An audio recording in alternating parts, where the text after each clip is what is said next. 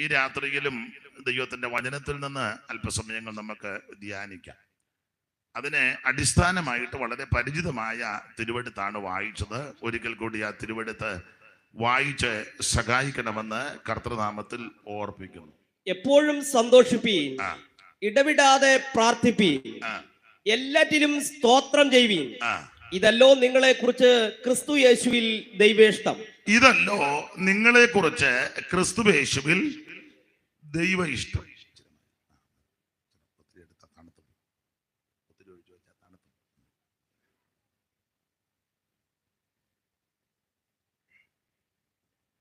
നമ്മുടെ ഇവിടെ കൊണ്ടുവന്ന വെള്ളമില്ല. ഒന്നുകൂടെ വായിച്ചു. എപ്പോഴും സന്തോഷിപ്പീൻ, ഇടവിടാതെ പ്രാർത്ഥിപ്പീൻ, എല്ലാറ്റിലും സ്തോത്രം ചെയ്യുവീൻ. ഇതല്ലോ നിങ്ങളെ ക്രിസ്തു യേശുവിൽ ദൈവേഷ്ടം. ഇതല്ലോ നിങ്ങളെ കുറിച്ച് ക്രിസ്തു യേശുവിൽ ദൈവ ഇഷ്ടം. ഒരിക്കൽ കൂടി കരമുയർത്തി ദൈവത്തിന് മഹത്വം കൊടുക്കാം. ശക്തിയോടെ ദൈവത്തെ സ്തുതിച്ചാട്ടെ. ഒരിക്കൽ കൂടി ഹല്ലേലൂയ പാടാം.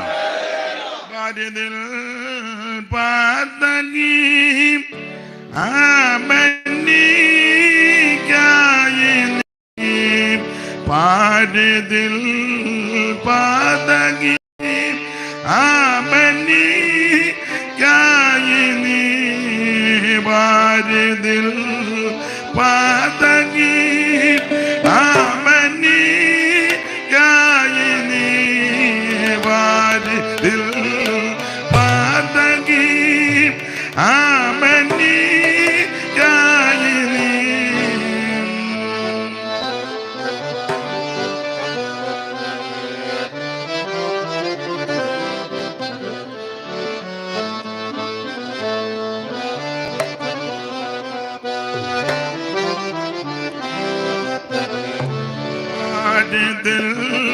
പാതങ്ങി ആമനി കായിനി പാരതിൽ പാതങ്ങി ആമനി കായിനി.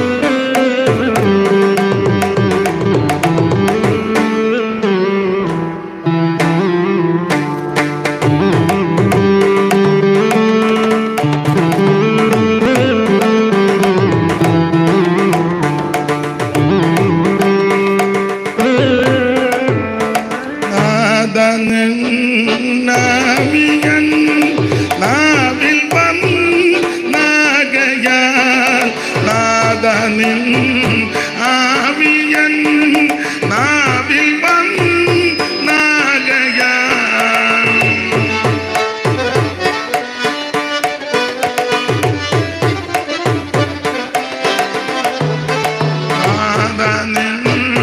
നാവിയൻ നാവിൽ വന്നാകയാൽ നവമായി ഉദിക്കും സ്തുതികൾ ധ്വനിക്കും.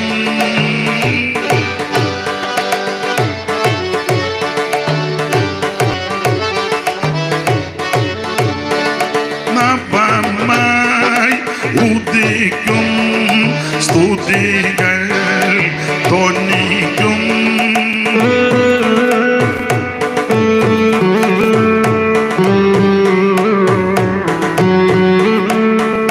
നവമായി ഉദിക്കും സ്തുതികൾ ധ്വനിക്കും.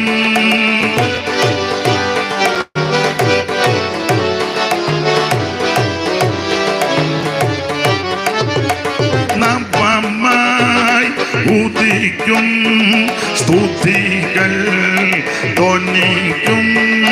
നല്ല മുടക്കമുറ ചെയ്തിടും മമ ചെയ്തിടും നിൻ കൃപ.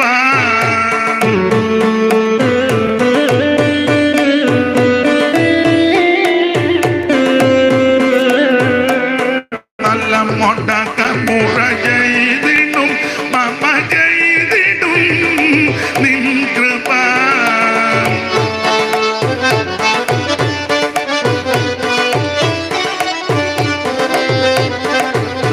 നല്ല മുടക്കമുറ ചെയ്തിടും മമ ചെയ്തിടും നിൻ കൃപ.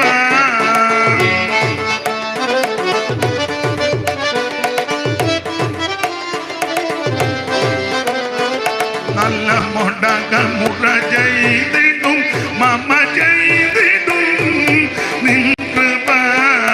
കല്ലിത സുഖമിക മറുവിടും തവ മുറുവിടും ദയ പെരുകിടും നോടു പരമ കരുണ രസന ശേയോ പരമ കരുണ രസന ശേയോ പരമ കരുണ രസന ശേ.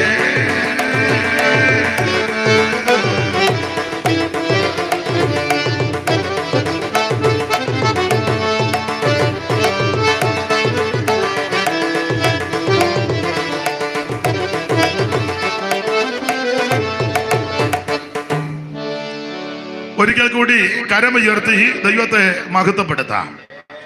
ഹല്ലേലൂയ. തെസ്സലോനിക്കർക്ക് എഴുതിയ 1-ാം ലേഖനം 5-ാം അധ്യായത്തിന്റെ 7-18 തിരുവെടുത്താണ് തിരുവചന ചിന്തയ്ക്ക് അടിസ്ഥാനമായിട്ട് വായിച്ചത്. ഇന്നലെയും മിനിഞ്ഞാന്നുമായി ശ്രേഷ്ഠരായ ദൈവദാസന്മാർ വളരെ അനുഗ്രഹിക്കപ്പെട്ട നിലയിൽ ദൈവവചനം ഇവിടെ ശുശ്രൂഷിച്ചു, സുവിശേഷം നന്നായിട്ട് പറഞ്ഞു. അതോർത്ത് ദൈവത്തെ സ്തുതിക്കുന്നു. ഇന്ന് രാത്രിയിലും അല്പസമയങ്ങൾ ദൈവവചനത്തിൽ നിന്ന് നമുക്ക് ചിന്തിക്കാം. ദൈവം അതിന് കൃപ നൽകട്ടെ. തെസ്സലോനിക്കർക്ക് എഴുതിയ 1-ാം ലേഖനം 5-ാം അധ്യായത്തിന്റെ 18-19 ആണല്ലോ, 17-18 വായിച്ചത്. അതില് എടുത്തു പറയുന്ന ഒരു വാക്യം, ഇതല്ലോ നിങ്ങളെ കുറിച്ച് ക്രിസ്തുയേശുവിൽ ദൈവ ഇഷ്ടം. നമുക്കറിയാം പുതിയ നിയമത്തിലെ 21 ലേഖനങ്ങൾ, റോമലേഖനം മുതൽ യൂദയുടെ ലേഖനം വരെ 21 ലേഖനങ്ങൾ. ഈ ലേഖനങ്ങളിൽ സിംഹഭാഗ ലേഖനങ്ങളും ദൈവത്തിന്റെ ദാസനായ പൗലൂസിനാൽ എഴുതപ്പെട്ട ലേഖനങ്ങളാണ്. ഇതൊക്കെ നിങ്ങൾക്കറിയാം. ദൈവദാസന്മാർ ഇതൊക്കെ പഠിക്കുകയും പഠിപ്പിക്കുകയും ഒക്കെ ചെയ്യുന്നവരാ. നന്നായിട്ട് നിങ്ങൾക്കറിയാവുന്ന എനിക്കറിയാം. സ്തോത്രം. നിങ്ങളിപ്പോൾ ഇരിക്കുന്നത് ബലപ്പെടാനൊന്നുമല്ല ഞാൻ പറയുന്നത്. തെറ്റുന്നുണ്ടോ ഒക്കുന്നുണ്ടോ നോക്കിയിരിക്കുക. അത് എനിക്ക് നന്നായിട്ട് അറിയാം. അപ്പൊ അഥവാ എന്തെങ്കിലും തെറ്റോ അപാകതയോ വന്നാൽ നിങ്ങൾ സദയം ക്ഷമിച്ച് എന്നെയും കൂടെ ഹെൽപ്പ് ചെയ്യണം. അപ്പോൾ സിംഹഭാഗ ലേഖനങ്ങളും ദൈവത്തിന്റെ ദാസനായ പൗലൂസിനാൽ എഴുതപ്പെട്ട ലേഖനങ്ങളാണ്. ഏതാണ്ട് 10-14 ലേഖനങ്ങൾ പൗലൂസ് എഴുതി. ശിഷ്ടമുള്ള ലേഖനം, യാക്കോബിന്റെ ഒരു ലേഖനം, യൂദയുടെ ഒരു ലേഖനം, പത്രോസിന്റെ 2 ലേഖനം, യോഹന്നാന്റെ 3 ലേഖനം.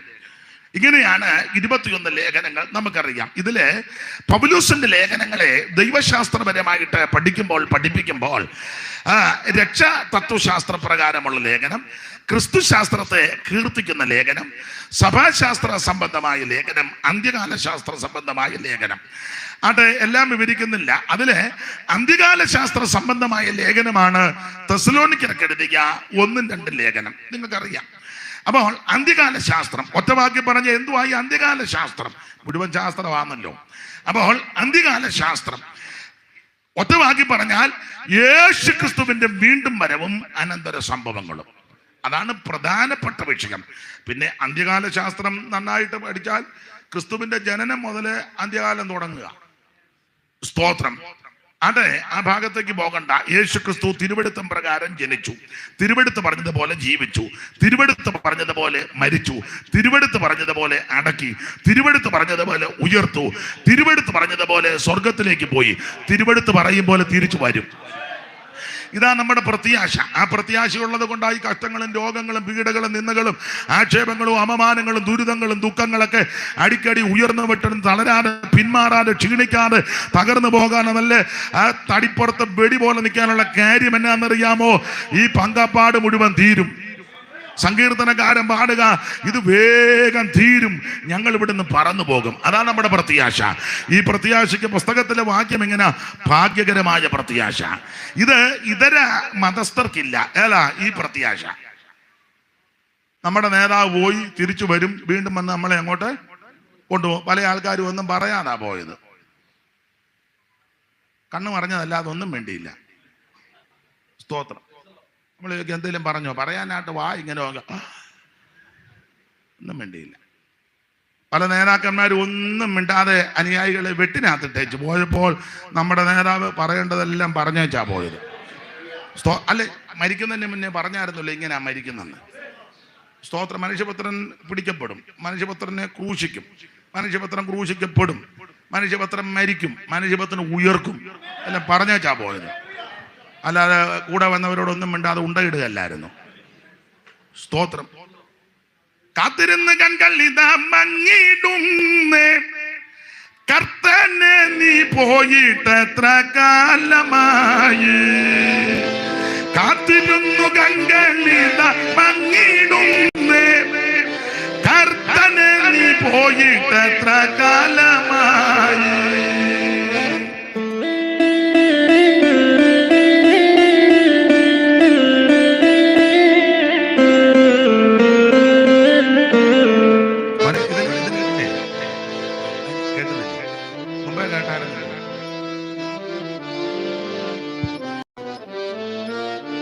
അടുത്ത പാട്ട് വായിക്കാം. അപ്പൊ ശ്രദ്ധിക്കുക, പാട്ട് ഇഷ്ടം പോലെ ഉണ്ട്. അടുത്ത നീ ഭാരപ്പെടുവൊന്നും വേണ്ട, അടുത്തതിനെ വായിക്കാം. അപ്പൊ ശ്രദ്ധിക്കുക, നമ്മുടെ പ്രത്യാശ യേശു ക്രിസ്തുവിന്റെ വീണ്ടും വരവ്, ദൈവത്തിന്റെ മഹത്വം.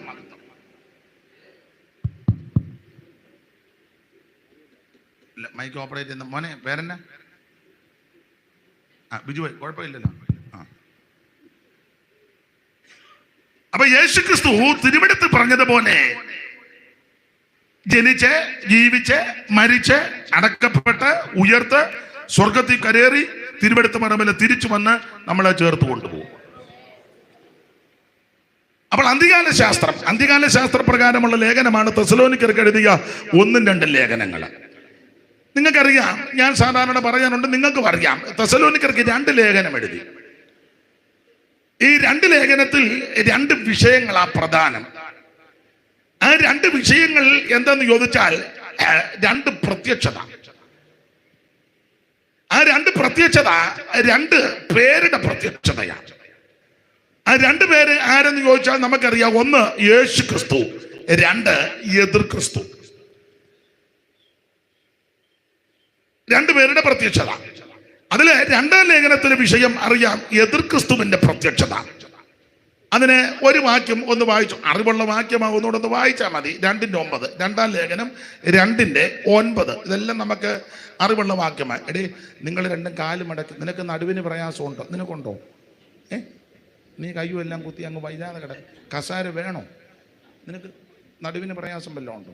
നേരെ ഇവൻ ഇരിക്കുമ്പോൾ കൈയെടുത്ത് നേരെ ഇരിയുടെ. അവൻ വയ്യ. എന്നാലും നീ വന്നിരിക്കുന്നല്ലോ, വലിയ കാര്യം. അവന്റെ പ്രായമുള്ളവരാരും ഇല്ല. വായിച്ചേ. അധർമ്മമൂർത്തിയുടെ പ്രത്യക്ഷത. അധർമ്മമൂർത്തിയുടെ പ്രത്യക്ഷത. അപ്പോൾ രണ്ടാം ലേഖനത്തിലെ വിഷയം എതിർ ക്രിസ്തുവിന്റെ പ്രത്യക്ഷത. അതാണ് അധർമ്മമൂർത്തി എന്ന പ്രയോഗമാണ് കൊടുത്തിരിക്കുന്നത്. എതിർ ക്രിസ്തുവിന് പല പേരുകൾ പുസ്തകത്തിൽ കൊടുത്തിട്ടുണ്ട്. സ്വഭാവവും രീതിയും പ്രകൃതി അനുസരിച്ച് ആ പേര് മാറുന്നത്. അപ്പോൾ അധർമ്മമൂർത്തി, നാശയോഗ്യൻ, തുമ്പകെട്ട ഇടയൻ, വരുവാനുള്ള പ്രഭു, ഇങ്ങനെയുള്ള പദപ്രയോഗങ്ങളാണ് പുസ്തകത്തിൽ കൊടുത്തത്, നമുക്കറിയാം. അപ്പോൾ രണ്ടാം ലേഖനത്തിലെ വിഷയം എതിർ ക്രിസ്തുവിന്റെ പ്രത്യക്ഷത, ദൈവത്തിന്റെ മഹത്വം. നമ്മുടെ വിഷയം രണ്ടാം ലേഖനമല്ലല്ലോ, ഒന്നാം ലേഖനമാണല്ലോ. അപ്പോൾ ഒന്നാം ലേഖനത്തിലെ വിഷയം യേശു ക്രിസ്തുവിന്റെ പ്രത്യക്ഷത. നിങ്ങൾക്കറിയാം, ഒന്നാം ലേഖനത്തിൽ 5 അധ്യായമുണ്ട്. 5 അധ്യായത്തിലും യേശു ക്രിസ്തു പ്രത്യക്ഷപ്പെടുമെന്ന് പൗലോസ് തെളിയിച്ചു. ആമേൻ. പെട്ടെന്ന് വാക്യങ്ങൾ വായിച്ചോ. നന്നായിട്ട് വാക്യം വായിക്കുന്നുണ്ട്, അതിന് നന്ദി ചൊല്ലുന്നു. ആമേൻ. 5 അധ്യായങ്ങൾ ഒന്നാം ലേഖനത്തിലുണ്ട്. 5 അധ്യായത്തിലും യേശു പ്രത്യക്ഷപ്പെടുമെന്ന് തെളിയിച്ചു. 1-ാം അധ്യായത്തിന്റെ 9, 10, 2-ാം അധ്യായത്തിന്റെ 19, 3-ാം അധ്യായത്തിന്റെ 13, 4-ാം അധ്യായത്തിന്റെ 13 മുതൽ 18 വരെയുള്ള വാക്യം, 5-ാം അധ്യായത്തിന്റെ 23-ാമത്തെ തിരുവെടുത്ത് 1-ന്റെ 8-ഉം 9-ഉം വായിക്കാം. 9-ഉം 10-ഉം വായിച്ചു. 1-ന്റെ 9-ഉം 10-ഉം. ഞങ്ങൾക്ക് നിങ്ങളുടെ അടുക്കൽ എങ്ങനെയുള്ള പ്രവേശനം സാധിച്ചുവെന്ന് ജീവനുള്ള സത്യദൈവത്തെ സേവിക്കുവാനും അവനെ മരിച്ചവരുടെ ഇടയിൽ നിന്ന് ഉയർപ്പിച്ച തന്റെ പുത്രനും വരുവാനുള്ള കോപത്തിൽ നിന്ന് നമ്മെ വിടുവിക്കുന്നവനുമായ യേശു സ്വർഗത്തിൽ നിന്ന് വരുന്നത് കാത്തിരിപ്പാനും. മതി. നിങ്ങൾ വിഗ്രഹം സ്വർഗത്തിൽ നിന്ന് വരും. വരുവാനുള്ള കോപത്തിൽ നിന്ന് എന്നെയും നിങ്ങളെ വിടിക്കുവാൻ യേശു സ്വർഗത്തിൽ നിന്ന് വരും. ഒരു സന്തോഷമില്ല. അത് ഞാനിപ്പോ പറയണ്ട. യേശു സ്വർഗത്തിൽ നിന്ന് വരുമോ എവിടുന്നേലും വരട്ടെ, നമുക്ക് എന്നാ. സ്തോത്രം, സ്തോത്രം. അവിടുന്ന് സ്വർഗത്തിൽ നിന്ന് വീണ്ടും വരും എന്ന് പറഞ്ഞ യേശു പ്രത്യക്ഷപ്പെടുമെന്നാ പറഞ്ഞത്. ഇനി 2-ാം അധ്യായത്തിന്റെ 19-ാമത്തെ തിരുവെടുത്ത് വായിക്കാം. നമ്മുടെ കർത്താവായ യേശുവിന്റെ മുൻപാകെ, ഇങ്ങനെ നമ്മുടെ കർത്താവായ യേശുവിന്റെ മുൻപാകെ അവന്റെ പ്രത്യക്ഷതയിൽ അവിടെയും യേശു പ്രത്യക്ഷപ്പെടുമെന്ന് പൗലോസ് തെളിയിച്ചു. ഇനി 3-ന്റെ 13 വായിച്ചാട്ട് കർത്തൃദാസനെ. 3:13.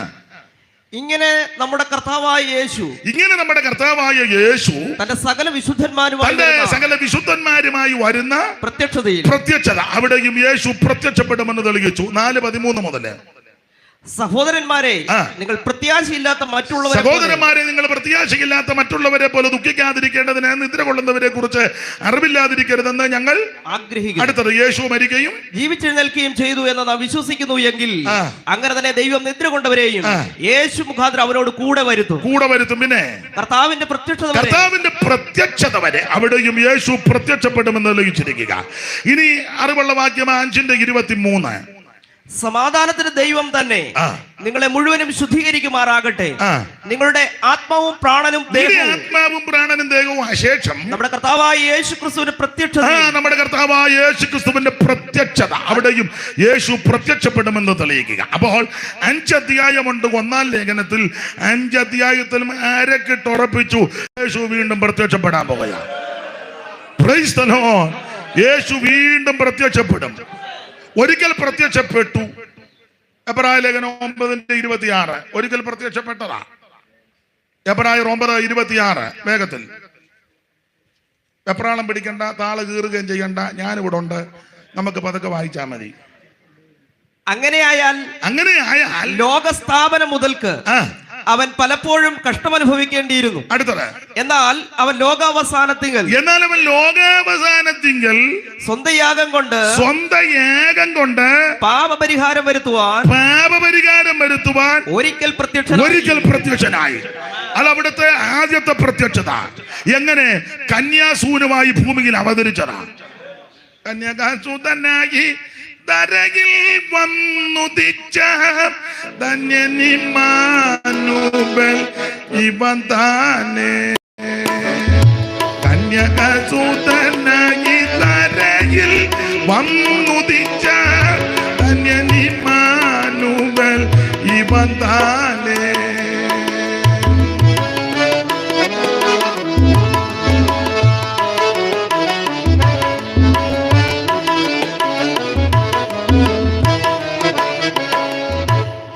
കന്യകസുതനായി ധരയിൽ വന്നുദിച്ച ധന്യനിമാനുവീപന്താനേ. കന്യകസുതനായി ധരയിൽ വന്നുദിച്ച ധന്യനിമാനുവീപന്താനേ.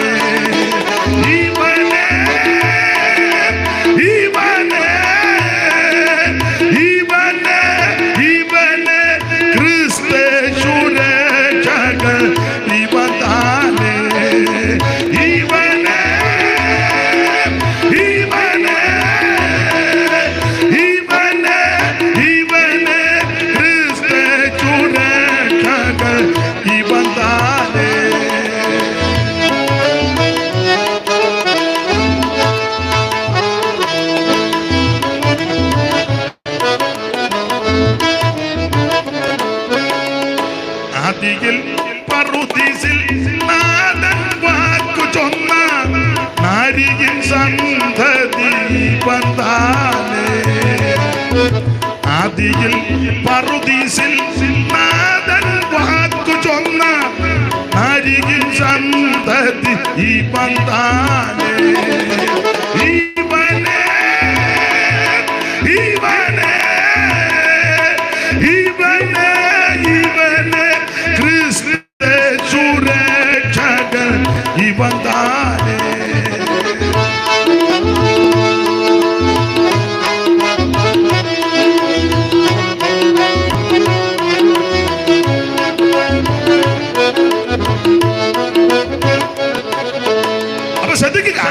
ഒരിക്കൽ യേശു പ്രത്യക്ഷപ്പെട്ടു. എന്തിന്? ഏകയാഗത്താൽ, തന്റെ പരമയാഗത്താൽ, തന്റെ തിരുമരണത്താൽ മനുഷ്യവർഗത്തിന്റെ പാപത്തിന് പരിഹാരം വരുത്തുവാൻ. ദൈവദാസൻ ഒന്നുകൂടാ വാക്യം വായിച്ചേ, 9:26. വൈദ്യ അങ്ങനെയായാൽ ലോകസ്ഥാപനം മുതൽക്ക് അവൻ പലപ്പോഴും കഷ്ടമനുഭവിക്കേണ്ടിയിരുന്നു. പിന്നെ എന്നാൽ അവൻ ലോകാവസാനത്തിൽ, എന്നാൽ അവിടുന്ന് ലോകാവസാനത്തിങ്കൽ സ്വന്തം യാഗം കൊണ്ട് കേറോപ്പിലൊന്നുമല്ല, ആരെ പകരം വെച്ചൊന്നുമല്ല. നിന്നെ കണ്ടിക്കാൻ മറ്റവന് രക്ഷപ്പെടുമെന്നല്ല, സ്വന്തം യാഗം കൊണ്ടാ. ഇപ്പം പറയുന്നത് അവനെ കണ്ടിച്ചോണ്ട് വാ, ഞാൻ വത്സ നിന്നിൽ സംപ്രീതനായി. പിന്നെ വത്സൻ കുൽസൻ. എടാ, മറ്റൊരുത്തന്റെ പടലി എടുത്തേച്ചാന്നോ ദൈവം പ്രസാദിക്കുന്നേ? അതെന്തോ ദൈവമാ? അല്ല, അവിടുന്ന് തന്റെ ജീവനെ നമുക്ക് വേണ്ടി തന്നു. വേറൊരുത്തനെ കൊന്നേച്ചോ അവന്റെ രക്തം ചിന്തിയല്ല മനുഷ്യവർഗത്തെ വീണ്ടെടുക്കേണ്ടത്. അവിടുന്ന് സ്വന്തം രക്തം ചിന്തി നമ്മളെ വീണ്ടെടുത്തു. സ്വന്തം രക്തത്താൽ. അങ്ങോട്ടും ഇങ്ങോട്ടും കൊല്ലിനും കൊലയ്ക്കും ഒന്നും നടക്കരുത്. മനുഷ്യനായിട്ട് ജീവിക്കണം. ജാതിയോ മതമോ ഒന്നും അല്ല ഇവിടുത്തെ വിഷയം. മനുഷ്യനെ മനുഷ്യനായിട്ട് കാണണം, തരം തിരിച്ച് കാണരുത്. ജാതിയുടെ മതത്തിന്റെ വർഗത്തിന്റെ മരണത്തിന്റെ പേര് തമ്മിൽ തന്നെ ഉണ്ടാക്കരുത്. സ്തോത്രം. ഏത് വ്യക്തിക്കും അവന്റെ വ്യക്തിത്വമുണ്ട്. ഭിക്ഷ എടുക്കാൻ വരുന്നവനും അന്തസ്സുള്ളവനാ. അവനാ അന്തസ്സുള്ളത്. കാരണം ഭിക്ഷ എടുക്കുന്ന ചോദിച്ചു മേടിക്കുക, തരാമോ എന്നാ ചോദിക്കുന്നത്, അല്ലാതെ അടിച്ചു മാറ്റുകയല്ലോ. കുംഭകോണം നടത്തുന്ന നിന്നേക്കാളും അന്തസ്സുള്ളവൻ ഭിക്ഷ എടുക്കുന്നവനാ. സ്തോത്രം ഇല്ലേ? അവനാ അന്തസ്സുള്ളവൻ. അവൻ ചോദിച്ചാ മേടിക്കുന്നത്, തരണേന്ന്. മറ്റവൻ ചോദിച്ചാൽ അന്ന് അടിച്ചു മാറ്റുന്നേ. തുപ്പടെ അടിച്ചു മാറ്റി വൗച്ചർ പോലും ഇല്ല. പണ്ട് കണക്കെഴുതി വന്ന് ഒക്കാതെ വന്നപ്പോൾ പിന്നെ ഒപ്പിക്കണ്ടേ? പണ്ട് അന്തർദോസ് പുണ്യാളൻ 500 രൂപ പറ്റേ. ആര് ചോദിക്കാനാ? മനസ്സിലായില്ലേ? അന്ത്രോസ് പുണ്യാളൻ 500 രൂപ കണക്ക് റെഡിയാക്കി. പണ്ടൊരു പള്ളി കണക്ക് വായിച്ചപ്പോൾ അവസാനം അച്ഛനും കടന്നു കുഴഞ്ഞു. അച്ഛൻ തിരിച്ചു വന്നപ്പം കൊച്ചമ്മ ചോദിച്ചു, കടന്നു. ഞാൻ ഒരു തരത്തിലല്ല ഒപ്പിച്ച് വന്നു. ഒടുവിൽ അവന്മാര് തിരട്ടെ കേടി പിടിച്ചെന്ന്. പള്ളിക്കണക്കിന് തിരട്ടെന്നാ പറയുന്നത്. ഒടുവിൽ അവന്മാര് തിരട്ടെ കയറി പിടിച്ചെന്ന്.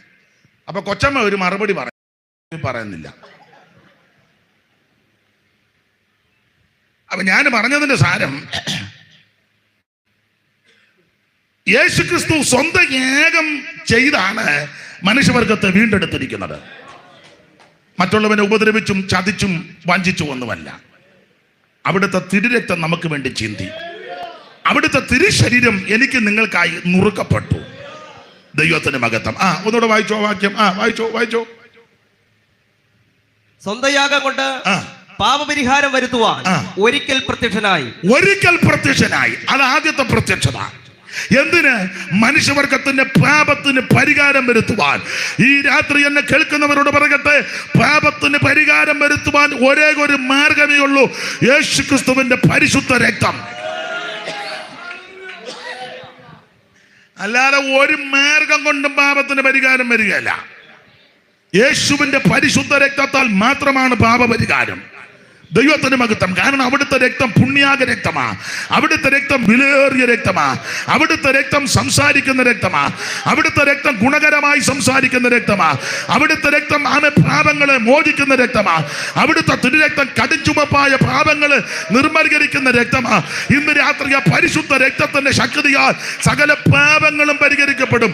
കർമ്മമാർഗം കൊണ്ടോ പുണ്യപ്രവൃത്തി കൊണ്ടോ ദാനധർമ്മം കൊണ്ടോ നേർച്ച കാഴ്ച കൊണ്ടൊന്നും പാപം പരിഹരിക്കുകയല്ല. പാപം പരിഹരിക്കുന്നത് യേശുവിന്റെ പരിശുദ്ധ രക്തത്താൽ. അതിന് 5 പൈസ മുടക്കണ്ട, കാശ് മുടക്കണ്ട, ഇത്രയും പ്രാർത്ഥിച്ചാൽ മതി. യേശുവേ, ഞാനൊരു പാപിയാ, ഇന്ന് രാത്രി അവിടുത്തെ പരിശുദ്ധ രക്തത്താൽ എന്റെ പാപങ്ങൾ മോചിക്കണമെന്ന് ആര് പ്രാർത്ഥിക്കും, അവരെ ഇന്ന് രാത്രി യേശു രക്ഷിക്കും. കർത്താവിന്റെ നാമത്തെ വിളിച്ചപേക്ഷിക്കുന്ന ഏവനും രക്ഷിക്കപ്പെടും. ഇതാ അതിന്റെ പരിഹാരം. അതിനപ്പുറം വേറൊന്നുമില്ല. സ്തോത്രം. ഒന്നുമില്ല. യേശുവിന്റെ പരിശുദ്ധ രക്തം. അപ്പോൾ ഒരിക്കൽ പ്രത്യക്ഷപ്പെട്ടത് മനുഷ്യവർഗത്തിന്റെ പാപത്തിന് പരിഹാരം വരുത്തി. കാരണം അവിടുന്ന് ക്രൂശിൽ കിടന്നപ്പോൾ പറഞ്ഞ പദത്തിലൊന്ന് നിവൃത്തിയായെന്ന്. അതെങ്ങനെ നമുക്ക് അനുഭവത്തിൽ വരുന്നത്? നീ വിശ്വസിക്കണം. നീ വിശ്വസിച്ച് അത് ഏറ്റെടുക്കുമ്പോൾ നിന്റെ ജീവിതത്തിൽ നിവൃത്തിയാകും. ഒരിക്കൽ പ്രത്യക്ഷപ്പെട്ടു. ഒരിക്കൽ പ്രത്യക്ഷപ്പെട്ട യേശു ഉയർത്തെഴുന്നേറ്റ് സ്വർഗത്തിൽ പോയി ഇനി വീണ്ടും വരും. അല്ല, രണ്ടാമതും വരുമെന്നുള്ള തെളിവ്. ദൈവത്തിന് സ്തോത്രം. 5 അധ്യായത്തിലും യേശു വരുമെന്ന് തെളിയിച്ചല്ലോ. ഇനി 1:9-10 വായിച്ചേ. തെസ്സലോനിക്ക ലേഖനം 1:9-10. ഞങ്ങൾക്ക് നിങ്ങളുടെ അടുക്കൽ എങ്ങനെയുള്ള പ്രവേശനം സാധിച്ചു എന്നും ജീവനുള്ള സത്യദൈവത്തെ സേവിപ്പാനും. ഈ ആയുസ്സിൽ എനിക്കും നിങ്ങൾക്ക് ലഭിച്ച ഏറ്റവും വലിയ ഭാഗ്യം, വണ്ടി മേടിച്ചതും വീട് വെച്ചതും പേർച്ചയെ പിള്ളേര് പോയതും കല്യാണം നടന്നതും ഒന്നും അത് തെറ്റാൻ നല്ലതൊന്നും അല്ല. മെയിൻ വിഷയം സത്യദൈവത്തെ കണ്ടുമുട്ടുന്നതാണ്. ജീവനുള്ള ദൈവത്തെ സേവിക്കുവാൻ, സത്യദൈവത്തെ ഭജിക്കുവാൻ, നിത്യജീവനെ പ്രാപിക്കുവാൻ, ജീവനുള്ള ദൈവത്തെ ആരാധിക്കുവാൻ ഇടയായതാ ഏറ്റവും വലിയ ഭാഗ്യം. ആത്മാക്കൾ ദൈവം എന്നു നിരൂപിക്കേണ്ടാരും, ചത്തമർത്യാത്മാക്കൾ ദൈവം എന്നു നിരൂപിക്കേണ്ടാരും. 100 ദൈവങ്ങൾ സത്യദൈവം ഒന്നേയുള്ളൂ. 100 ദൈവങ്ങൾ സത്യദൈവം ഒന്നേയുള്ളൂ. ഏക സത്യദൈവമേയുള്ളൂ. ഭൂവാസികളെ ഏക സത്യദൈവമേയുള്ളൂ. ഭൂവാസികളെ ഏക സത്യ സ്പർശിപ്പാൻ സാധ്യനായി, ദർശിപ്പാൻ പ്രത്യക്ഷനായി. സ്പർശിപ്പാൻ സാധ്യനായി, ദർശിപ്പാൻ പ്രത്യക്ഷനായി. സർവരൂപികൾക്കാരൂപി, പൂർവിയിൽ തുല്യനില്ലാത്തോൻ. സർവരൂപികൾക്കാരൂപി, പൂർവിയിൽ തുല്യനില്ലാത്തോൻ. ഏക സത്യ ദൈവമേയുള്ളൂ. ഭൂവാസികളെ ഏക സത്യ ദൈവമേയുള്ളൂ. ഭൂവാസികളെ ഏക സത്യ. അപ്പോൾ ദൈവം ഒരുവനേ ഉള്ളൂ. ആ ഏക സത്യ ദൈവമായ നിത്യദൈവമായ യേശുവിനെ അറിയുവാനും ആരാധിക്കുവാനും ഭജിപ്പാനും സേവിപ്പാനും ഇടയായതാ ഏറ്റവും വലിയ ഭാഗ്യം. അപ്പോൾ ഇവിടെ പറയുക, ഞങ്ങൾക്ക് നിങ്ങളുടെ ഇടയ്ക്ക് എങ്ങനെയുള്ള പ്രവേശനം സാധിച്ചുവെന്നും ജീവനുള്ള സത്യദൈവത്തെ സേവിപ്പാനും പിന്നെ അവൻ മരിച്ചവരുടെ ഇടയിൽ നിന്ന് ഉയർപ്പിച്ച തന്റെ പുത്രനും വരുവാനുള്ള കോപത്തിൽ നമ്മെ വിടുവിക്കുന്നവരുമായ യേശു സ്വർഗത്തിൽ നിന്ന് വരുവാനുള്ള കോപത്തിൽ നിന്ന് നമ്മെ വിടുവിക്കുവാൻ യേശു സ്വർഗത്തിൽ നിന്ന് വരും. സ്തോത്രം. ഇരിപ്പ് കണ്ടിട്ട് അതും വരികയെന്നും പറഞ്ഞു വരും. വരുന്നത് എന്തിനാന്ന് ചോദിച്ചാൽ പ്രധാനമായിട്ട് ഒരു വിഷയം, വരുവാനുള്ള കോപത്തിൽ നിന്ന് വിടുവിക്കും.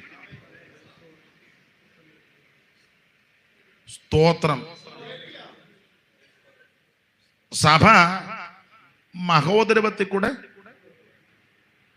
പോകുന്നാന്നോ പോകുകയല്ലെന്നാന്നോ?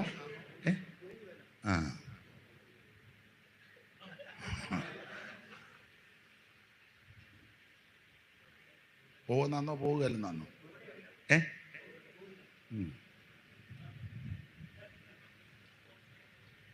സ്തോത്രം. പോകുകയല്ല. ഇരിപ്പാന്നേ മിക്കവാറും പോകാൻ. സ്തോത്രം. വരുവാനുള്ള കോപത്തിൽ നിന്ന് നമ്മെ വിടുവിക്കുവാൻ, നമ്മെ എന്നുള്ളത് രക്ഷിക്കപ്പെട്ട് സ്നാനപ്പെട്ട് ആത്മനിറവിനെ പ്രാപിച്ച് തിരുമേശയെടുത്ത് വേർപാട് പാലിച്ച് അനുദിനം മാനസാന്തരപ്പെട്ട് ദൈവത്തോടും മനുഷ്യരോടും കുറ്റമറ്റ മനസാക്ഷിയോടെ ജീവിക്കുന്ന വിശുദ്ധന്മാരുടെ കാര്യമായി പറഞ്ഞേക്കുന്നത്.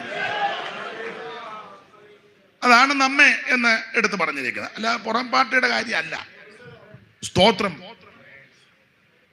അനർത്ഥത്തിൻ ദിവസങ്ങൾ വരും മുന്നാലേ ഈ ദരയിലെ വിശുദ്ധന്മാർ പറന്നിടുമേ. അനർത്ഥത്തിൻ ദിവസങ്ങൾ വരും മുന്നാലേ ഈ വിശുദ്ധന്മാർ പറന്നിടുമേ. അവർ വസിച്ചിടും പുതുവാന നഗരങ്ങളിൽ, അവർ വസിച്ചിടും പുതുവാന നഗരങ്ങളിൽ. അതിനകത്വത്തിൽ മോദങ്ങൾ അനന്തങ്ങള എന്റെ ജനമായുള്ളവരെ അതിർ വാതിലടയ്ക്ക. ക്രോധം കടന്നു പോവോളം തെല്ലിടയിൽ, ക്രോധം കടന്നു പോവോളം. അതെ, നമ്മുടെ വിഷയമല്ലല്ലോ ഇപ്പൊ അത്. അപ്പോൾ വരുവാനുള്ള കോപത്തിൽ നിന്ന് നമ്മെ വിടുവിക്കുവാൻ യേശു സ്വർഗത്തിൽ നിന്നും വരും. തൻ്റെ കുറുപ്രാവിനെയൊന്നും ദുഷ്ടമൃഗത്തിന് ഏൽപ്പിക്കത്തില്ല. വെള്ളപ്പൊക്കം ഉണ്ടായി എല്ലാവരും നശിച്ചപ്പോൾ ഒരു ശേഷിപ്പിനെ പെട്ടകത്തിൽ കരുതി. സ്തോത്രം. സ്തോത്രം. യാത്ര ചെയ്ത ഇസ്രയേലിൽ സിംഹഭാഗവും പട്ടുപോയപ്പോൾ പ്രമാണത്തിൽ നിന്ന 2 എണ്ണത്തിനെ കനാനിലെത്തിച്ചു. സ്തോത്രം. സ്തോത്രം. എല്ലാ കാലത്തും ഒരു ശേഷിപ്പുണ്ട്. അതെ, വരുവാനുള്ള കോപത്തിൽ നിന്ന് നമ്മെ വിടുവിക്കുവാൻ യേശു സ്വർഗത്തിൽ നിന്ന് വരുന്നെന്ന്. ഇനി 2:19, 3:13, 4:13 മുതലൊക്കെ നമ്മൾ വായിച്ച 2:19.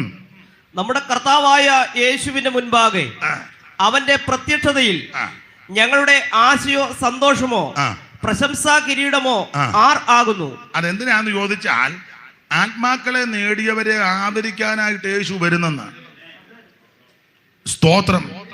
കഷ്ടങ്ങളും പോരാട്ടങ്ങളും പട്ടിണിയും നിന്നെ ആക്ഷേപവും അപമാനമൊക്കെ സഹിച്ച് മുമ്പ് ഈ ദൈവദാസൻ സാക്ഷ്യ ചുരുക്കമായി പറഞ്ഞതുപോലെ പട്ടിണി കടന്ന് വീട്ടുകാരും എല്ലാം മാറ്റിവെച്ച് ഞെരുക്കത്തിലും ബുദ്ധിമുട്ടിലുമൊക്കെ വേല ചെയ്യുന്ന ദൈവദാസന്മാരായി വിടിരിക്കുന്നവര്. സ്തോത്രം. നിരാശപ്പെട്ടു പോകരുത്. സ്തോത്രം. പ്രതിഫലം തരുവാൻ അവിടുന്ന് വീണ്ടും വരാൻ പോവുക. സ്തോത്രം. സ്തോത്രം.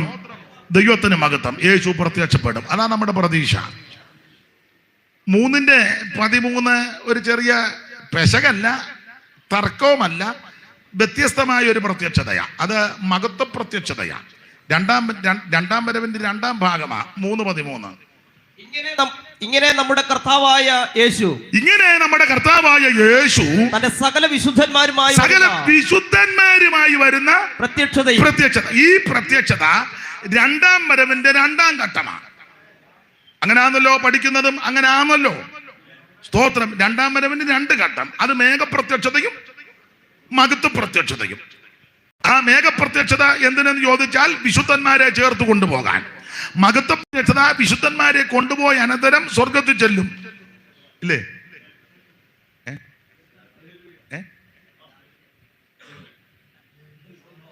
ഇപ്പോഴും സംശയമാണ്.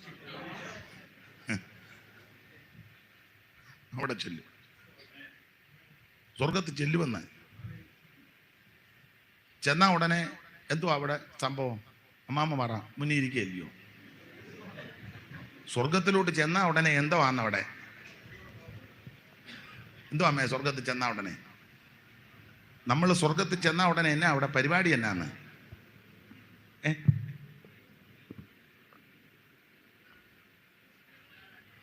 എൻ്റെ ഭാഷയെ പോകുമോ ഇല്ലയോ എന്നുള്ളതാ ഇപ്പോഴത്തെ. പോകുമെന്ന് പറഞ്ഞു. നമ്മൾ സ്വർഗത്തിൽ ചെല്ലുമെന്നേ. ചെന്നാ ഉടനെ ആരാധന.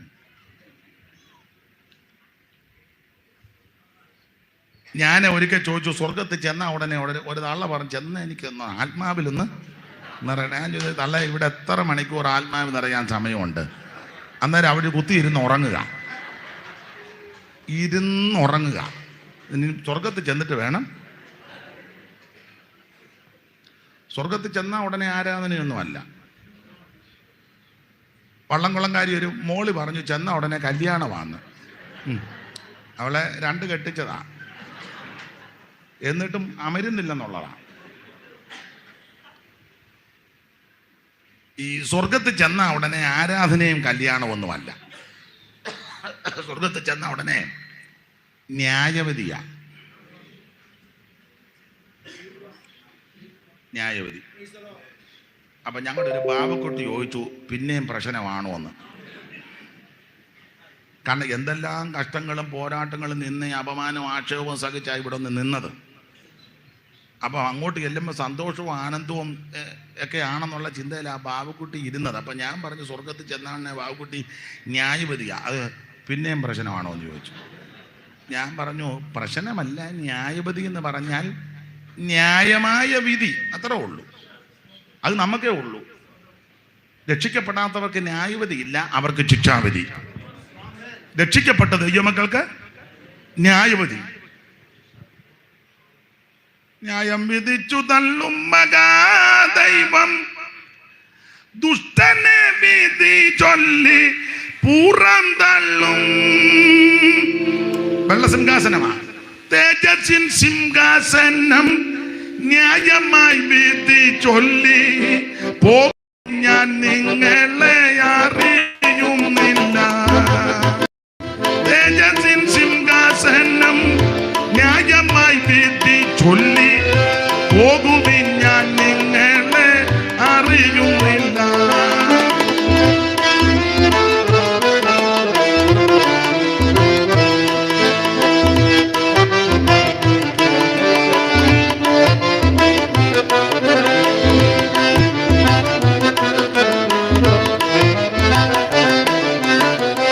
യവനായ കൂട്ടങ്ങളും കത്തോലിക്കരുമെല്ലാം, യവനായ കൂട്ടങ്ങളും കത്തോലിക്കരുമെല്ലാം യാക്കോബ്യർ മർത്തോമ്യരും. അതെ, നമ്മുടെ പരുത്തന്മാരിലെ ചാക്കോ സാർ എഴുതിയതാ, അല്ലെ? മരിച്ചു പോയ ഗന്നേശ്വരത്തിലെ ഇവിടെ അടുത്താ, അവനിതൊന്നും അറിയാൻ മേല. അപ്പൊ പുള്ളി നല്ല ആശയത്തിലാണ് എഴുതിയത്. യവനായ കൂട്ടങ്ങളും കത്തോലിക്കരുമെല്ലാം, യവനായ കൂട്ടങ്ങളും കത്തോലിക്കരുമെല്ലാം യാക്കോബ്യർ മർത്തോമ്യരും. അപ്പൊ നമുക്ക് ഒരു സന്തോഷം, കത്തോലിക്കനെ യാക്കോബക്കാരെ മാർത്തോമക്കാരെ എല്ലാം സാറ് വിട്ടില്ല, അടുത്ത ലൈനാ. യമനായ കൂട്ടങ്ങളും കത്തോലിക്കരുമെല്ലാം യാക്കോബ്യർ മർത്തോമ്യരും പ്രൊട്ടസ്റ്റ് സംഘങ്ങളും നമ്മളും വെട്ടിനകത്തായി. യാക്കോബ്യർ മർത്തോമ്യരും പ്രൊട്ടസ്റ്റ് സംഘങ്ങളും തേജസ്സിൻ സിംഹാസനെ നിന്നിടും നേരം ന്യായം വിധിച്ചു തള്ളും മഹാദൈവം. ദുഷ്ടനെ വിധി ചൊല്ലി പുറം തള്ളും തേജസ്സിൻ സിംഹാസനം ന്യായമായി വിധി ചൊല്ലി പോകുവിൻ ഞാൻ നിങ്ങളെ അറിയുന്നില്ല. തേജസ്സിൻ സിംഹാസനം ന്യായമായി വിധി ചൊല്ലി പോകുവിൻ ഞാൻ നിങ്ങളെ അറിയുന്നില്ല. അപ്പൊ ശ്രദ്ധിക്കുക, സാറ് വേറെ ഉദ്ദേശത്തിൽ ആ പാട്ട് എഴുതിയത് വെള്ളസിംഹാസന വിധിയും കൂടെ ചേർത്ത. എന്തായാലും സ്വർഗത്തിൽ ചെന്ന ഉടനെ ന്യായവിധി. ഈ ന്യായവിധി കഴിഞ്ഞാണ് പ്രതിഫലം. ആ പ്രതിഫലത്തിന്റെ കൂടെ ആ വസ്ത്രമൊക്കെ കിട്ടുന്നേ. വസ്ത്രം പിന്നെ അതൊക്കെ ഉടുത്തോണ്ടാ കുഞ്ഞാടിൻ്റെ. അല്ലാതെ തുണി ഉടുക്കാറൊന്നുമല്ല അങ്ങോട്ട് കല്യാണത്തിന്. എല്ലാം അലങ്കാര ഭാഷയാണ് കേട്ടോ. തേജസ്സിൻ്റെ ശരീരമാണ് നമുക്ക് ഓൾറെഡി കിട്ടുന്നത്. ഇതൊരു അലങ്കാര പ്രയോഗങ്ങളാണ്. വിശേഷ വസ്ത്രം, സ്തോത്രം. നാം സന്തോഷിച്ചുല്ലസിച്ചവന് മഹത്വം കൊടുക്കുക. കുഞ്ഞാടിൻ്റെ കല്യാണവും വന്നുവല്ലോ എന്നാണ്. ആ വസ്ത്രമൊക്കെ ഉടുത്ത് അങ്ങോട്ട് കൊണ്ടുവന്ന് നിർത്തും. സങ്കീർത്തനക്കാരൻ പറഞ്ഞിരിക്കുന്നത് അന്തഃപുരത്തിലെ രാജകുമാരി. പിന്നെ ഈ ഇരിപ്പാന ചിത്രത്തയ്യൽ കിട്ടും നമുക്കല്ല. പാട്ടൊക്കെ വരുന്നുണ്ട്.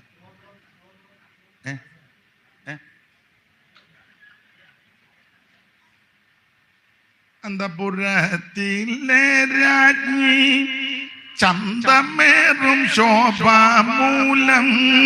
അന്തഃപുരത്തിലെ രാജ്ഞി ചന്തമേറും ശോഭാമൂലം. അന്തഃപുരത്തിലെ രാജ്ഞി ചന്തമേറും ശോഭാമൂലം. എന്തു പരിപൂർണ യാമിവൾ അണിയും വസ്ത്രം പൊൻകസബ് കൊണ്ടു നെയ്തത. എന്തു പരിപൂർണ യാമിവൾ അണിയും വസ്ത്രം പൊൻകസബ് കൊണ്ടു നെയ്തത.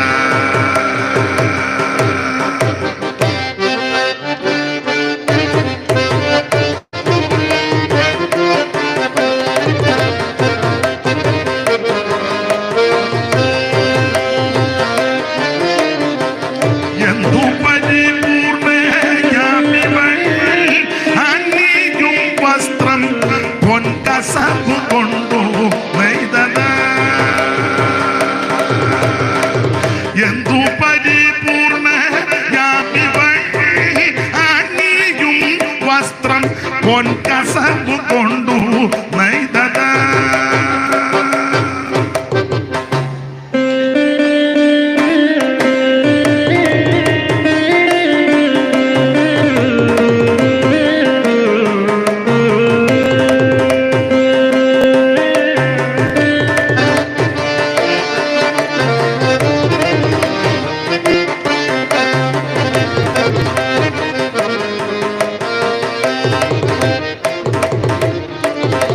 ശ്രദ്ധിക്കുക, അങ്ങനെ കല്യാണ വസ്ത്രമൊക്കെ തരും. അതൊക്കെ വാങ്ങണം. അതൊക്കെ വാങ്ങണമെങ്കിൽ ഈ ഭൂമി ജീവിക്കുമ്പോൾ നീതി പ്രവൃത്തിയൊക്കെ ചെയ്തോണം. അല്ല ഉടുതുണിയില്ലാതെ അതിലെല്ലാം കറങ്ങി നടക്കേണ്ടി വരും. മനസ്സിലായോ? അലങ്കാര ഭാഷയില്ല. സ്തോത്രം. കർത്താവ് ഒരിക്കലൊരു സംഭവം പറഞ്ഞ കൂട്ടത്തിൽ കല്യാണ വസ്ത്രമില്ലാതെ ഒരുത്തം വന്ന കാര്യം പറഞ്ഞായിരുന്നല്ലോ. സ്നേഹിത നാം വിളിച്ചത്. ക്ഷണിക്കപ്പെട്ടവരാരും സമയത്ത് വന്നില്ല. എല്ലാവരും ക്ഷണിച്ചതാ, സമയത്ത് ആരും വന്നില്ല. വിരുദ്ധശാലയെല്ലാം ഒരുക്കി ക്രമപ്പെടുത്തി വെച്ചു. വിളിച്ചവരെ കൊണ്ടുവരാൻ പറഞ്ഞു, ആരുമില്ല. എന്ത് ചെയ്യാന്ന് ചോദിച്ചു. നമ്മൾ വിളിച്ചവരല്ല. അപ്പം ഭൃത്യന്മാര് പറഞ്ഞു, ഒരുത്തൻ കാളയുടെ പുറകെ പോയി, ഒരുത്തനെ നിലം വാങ്ങി, ഒരുത്തൻ്റെ കല്യാണം കഴിഞ്ഞതേ ഉള്ളൂ. അയ്യോ, പുള്ളിക്ക് കോപവും സങ്കടവും ഒക്കെ വന്നു. ഒരു കാര്യം ചെയ്യേ, അണ്ട വഴിത്തലക്കിലൊക്കെ മെനക്കെട്ട് നിൽക്കുന്ന കേസുകളുണ്ട്, മെനക്കെണ്ണിനെല്ലാം വിളിച്ചോണ്ട് വാ. ചുമ്മാ കലിക്ക ഇരിക്കുന്നതും കാല് പറപ്പിച്ചിരിക്കുന്നതും ബസ്സിനെ എല്ലാം കൊണ്ട് വിടുകയും ആൾക്കാരെ മെനക്കേട് നമ്മളെല്ലാം ഈ മെനക്കേട് കേസായിരുന്നു. ഇപ്പോഴും ചിലത് മെനക്കേടാ, വന്നിരിക്കുമ്പോൾ കാണുമ്പോൾ അറിയാം. കൈയടിക്കുകയോ പാടുകയോ പ്രാർത്ഥിക്കുകയോ ഒന്നും ചെയ്തില്ല, മെനക്കേടാ. അപ്പോൾ ആ മെനക്കെട്ട് നിൽക്കുന്നതിനെല്ലാം ഇഞ്ഞു കൊണ്ടുപോവാ. അയ്യോ, ഭൃത്യന്മാര് 4 വശം ഓടി നിന്നവനെ എല്ലാം വിളിച്ചോണ്ട് വന്നു. എല്ലാവരും അക്കൂട്ടത്തിലാണ്. നമ്മളെല്ലാം ഇതിനകത്ത് കയറിയേ. ഒരു അരഗതിയും പരഗതിയും ഇല്ലായിരുന്നു, ആർക്കും വേണ്ടായിരുന്നു. എല്ലാവരാലും വെറുക്കപ്പെട്ടവരാ, തള്ളപ്പെട്ടവരാ, ഒറ്റപ്പെട്ടവരാ. ഒരു കുഞ്ഞുങ്ങൾ നമ്മളെ മൈൻഡ് ചെയ്യുന്നില്ലായിരുന്നു. എന്നാൽ ഈ മാർഗത്തിൽ വന്നതാ നമ്മുടെ ഭാഗ്യം. സ്തോത്രം. യേശുവിനെ അറിഞ്ഞതാ നമ്മുടെ ഭാഗ്യം. ഈ കൃപയിൽ വന്നതാ ഭാഗ്യം. ദൈവത്തിന് മഹത്വം. അങ്ങനെ ഇതിനകത്ത് വന്നു. സമയമായപ്പോൾ രാജാവ് പതിഭോജനമൊക്കെ ഒന്ന് കാണാൻ വന്നു. നോക്കിയപ്പോൾ എല്ലാവരും ഇരിക്കുക. അതിൽ ഒരുത്തൻ മാത്രം കല്യാണ വസ്ത്രം. അപ്പൊ ചോദിച്ചു, കല്യാണ വസ്ത്രം. അപ്പൊ അവൻ ചോദിച്ചു, എവിടെ എവിടെ കല്യാണ വസ്ത്രം? ഇതല്ലേ? ഇത് ഞാനവിടെ ഇട്ടോണ്ടിരുന്ന വസ്ത്രമാ. ഇതല്ല, ഇവിടെ വേറെ വസ്ത്രമുണ്ട്. അവൻ ചോദിച്ചു, അതെവിടാ? എവിടെ വസ്ത്രം? ആ വാതിക്കലുണ്ടായിരുന്നു ബ്രദറെ. അവൻ ചോദിച്ചു, ഏത് വാതില്? അവിടെ ഒരു വാതിലുണ്ട്. ഒരു വാതില് അവിടെ കൊടുക്കുന്നുണ്ട്. ഞാൻ അതിന് ആൾക്കാരെ ചട്ടം കെട്ടി അവിടെ നിർത്തിയിട്ടുണ്ടായിരുന്നു. അപ്പം ഇവൻ ചോദിച്ചു, വാതിൽ എവിടാന്ന്? അപ്പം രാജാവ് ചോദിച്ചു, ബ്രദർ എങ്ങനെ ഇതിനകത്ത് വന്നേ? വാതിലിൽ കൂടെ അല്ലേ? ഇല്ല, ഞാൻ ഉപ്പാപ്പൻ പണ്ട് ഇതിനകത്ത് വന്നത്. അതുകൊണ്ട് ഉപ്പാപ്പൻ കണ്ണ് കാണിച്ചപ്പോൾ ഞാൻ ഡൈവ് ചെയ്ത് വന്നതാണ്.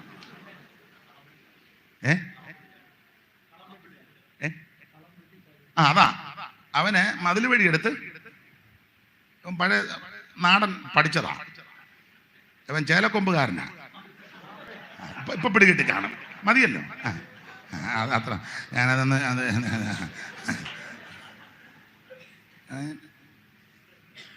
കളം വെട്ടിയതാ.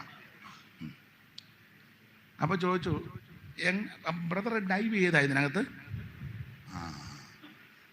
അങ്ങനല്ലേ ഇതിനകത്ത് വരേണ്ടത്. വാതിൽ കൂടെ വരണം. ഒറ്റ വാതിൽ, ഒരേ ഒരു വാതിൽ. ആ വാതിൽ കൂടെ ഇതിനകത്ത് വരേണ്ടത്. ആ വാതിക്കൽ ഞാനതിൻ്റെ ഓർഡറായിട്ട് ഒത്തിരി കാര്യങ്ങൾ വെച്ചിട്ടുണ്ടായിരുന്നു. സ്തോത്രം. അപ്പം ബ്രദർ വാതിൽ കൂടെ അല്ല വന്നത്. ഈ ഇരിപ്പിരിക്കുന്ന എനിക്ക് നാണക്കേടാ. അതുകൊണ്ട് ഭൃത്യന്മാരോട് പറഞ്ഞു, അവൻ മതിൽ ചാടി വന്നവനാ, ഇവനെ മതിൽ വഴി തന്നെ എടുത്ത്. അല്ല, സാറ് കൊടുത്തൊരു പാട്ടിന്റെ വരിയുണ്ട്. ഭൃത്യരവനെ വരിഞ്ഞു കെട്ടി വൈരം തേടി. മോനെ ഇത് ചെലമ്പിച്ച് നിൽക്കുന്നു. അതെന്താ അങ്ങനെ? ഭൃത്യരവനെ വരിഞ്ഞു കെട്ടി വൈരം തേടി, പട്ടണത്തിനു പുറത്തെ മതിലിങ്കൽ കൂടി. ഭൃത്യരവനെ വരിഞ്ഞു കെട്ടി വൈരം തേടി, പട്ടണത്തിനു പുറത്തെ മതിലിങ്കൽ കൂടി.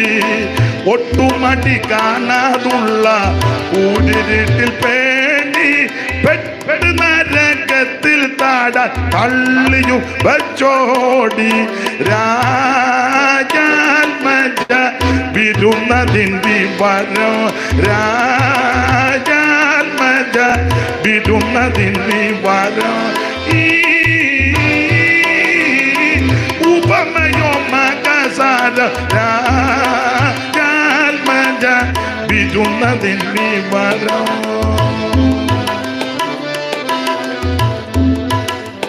രാജനോ വിളിച്ചു ചൊന്നു, ശുഭ്രവസ്ത്രം വിട്ടോ രാജവിരുന്നിൽ കടക്ക പതിവെന്തുമട്ടോ നമ്മെ ഇവൻ നിന്ദിക്കയാൽ ഇരുട്ടിങ്കലിട്ടോ നല്ല ശിക്ഷ കൊടുക്കണം ഈ കടലിൽ ചൂട്ടോ നമ്മെ ഇവൻ നിന്ദിക്കയാൽ ഇരുട്ടിങ്കലിട്ടോ നല്ല ശിക്ഷ കൊടുക്കണം ഈ കടലിൽ ചൂട്ടോ രാജാത്മജ വിരുന്നതിന് വരോ ഉപമയോ മകസാരം രാജാത്മജ വിരുന്നതിന് വരോ. അപ്പൊ ശ്രദ്ധിക്കുക, ഈ വസ്ത്രമൊക്കെ ലഭിക്കണം. പിന്നെ കുഞ്ഞാടിന്റെ കല്യാണം, ആ കല്യാണമെല്ലാം കഴിഞ്ഞ് തിരിച്ചൊരു വരവുണ്ട്. അതാണ് മഹത്വ പ്രത്യക്ഷത. ആ മഹത്വ പ്രത്യക്ഷതയുടെ വാക്യമാണ് 3:13 വായിച്ചത്. ഒന്നുകൂടെ വായിച്ചോ. ഇങ്ങനെ നമ്മുടെ കർത്താവായ യേശു തന്റെ സകല വിശുദ്ധന്മാരുമായി വരുന്ന വരുന്ന പ്രത്യക്ഷത. ആ വരവാണ് വെളിപ്പാട് 19:11. അത് തന്നെ ആ വെളിപ്പാട് 1:7, വെളിപ്പാട് 19:11, വെളിപ്പാട് 19:11. അനന്തരം സ്വർഗം തുറന്നിരിക്കുന്നത് ഞാൻ കണ്ടു. ഒരു വെള്ളക്കുതിര പ്രത്യക്ഷമായി. അതിന്മേൽ ഇരിക്കുന്നവനെ വിശ്വസ്തനും, ആ വെള്ളക്കുതിരയുടെ പുറത്തൊരുവനിരിക്കുന്നു വിശ്വസ്തനും സത്യവാനും എന്ന പേര്. അവൻ നീതിയോടെ വിധിക്കുകയും പോരാടുകയും ചെയ്യുന്നു. പിന്നെ അവന്റെ കണ്ണ് അഗ്നിജ്വാല. പിന്നെ തലയിൽ അനേക രാജമുടികൾ. ജയമെടുത്ത കാര്യം. പിന്നെ എഴുതിയിട്ടുള്ള ഒരു നാമവും അവനുണ്ട്. അത് അവനല്ലാതെ ആർക്കും അറിഞ്ഞുകൂടാ. അവൻ രക്തം തളിച്ച ഉടുപ്പ് ധരിച്ചിരിക്കുന്നു. പിന്നെ അവന് ദൈവവചനം എന്ന പേര്. തർക്കമില്ലല്ലോ, യേശുവാ. തർക്കിക്കേണ്ട ഒരു കാര്യവുമില്ല. ഈ ഒറ്റ വാക്യം മതി തെളിവ്. അവന് ദൈവവചനമെന്ന്. ആദിയിൽ വചനം ഉണ്ടായിരുന്നു, വചനം ദൈവത്തോട് കൂടിയിരുന്നു, വചനം ദൈവമായിരുന്നു, അത് കൃപയും സത്യവും നിറഞ്ഞവനായി നമ്മുടെ ഇടയിൽ പാർത്തു. അവനായി വെള്ളക്കുതിര പുറത്തിരിക്കുന്നത്. ഇനി അടുത്തത്, സ്വർഗത്തിലെ സൈന്യം നിർമ്മലവും ശുഭ്രവുമായ വിശേഷ വസ്ത്രം ധരിച്ച് വെള്ളക്കുതിരപ്പുറത്ത് കയറി. ചുരുക്കി പറഞ്ഞാൽ മൊത്തം വെള്ളയാ. അതാ കേപ്ര പറഞ്ഞ എല്ലാരും വെള്ളയെ വരണമെന്ന്. അന്നേരം എല്ലാവരോടും അയാളുടെ നെഞ്ചത്ത് കയറി. പുള്ളി പറഞ്ഞ കറക്റ്റ് കാര്യമാണ് അല്ലേ? എല്ലാരും വെള്ളയെ വരണമെന്ന്. വെള്ളയെ വന്നല്ലോ എല്ലാരും, ഇല്ലേ? ഒന്നുകൂടെ വായിച്ചേ. സ്വർഗത്തിലെ സൈന്യം നിർമ്മലവും ശുഭ്രവുമായ വിശേഷ വസ്ത്രം ധരിച്ച് വെള്ളക്കുതിരപ്പുറത്ത് കയറി അവനെ അനുഗമിച്ചു. അവരും വെള്ളയാ ഇരിക്കുന്ന കുതിര വെള്ളയാ. ഈ ആദ്യം കണ്ട കുതിരപ്പുറത്ത്, വെള്ളക്കുതിരപ്പുറത്ത് ഒരുവനിരിക്കുന്നു, യേശു. മറ്റവരല്ല. ഈ കൊച്ചുങ്ങളല്ലേ എവിടെ പോവാ? ഇരിയടാ, അവിടെ എവിടെ പോവാടാ?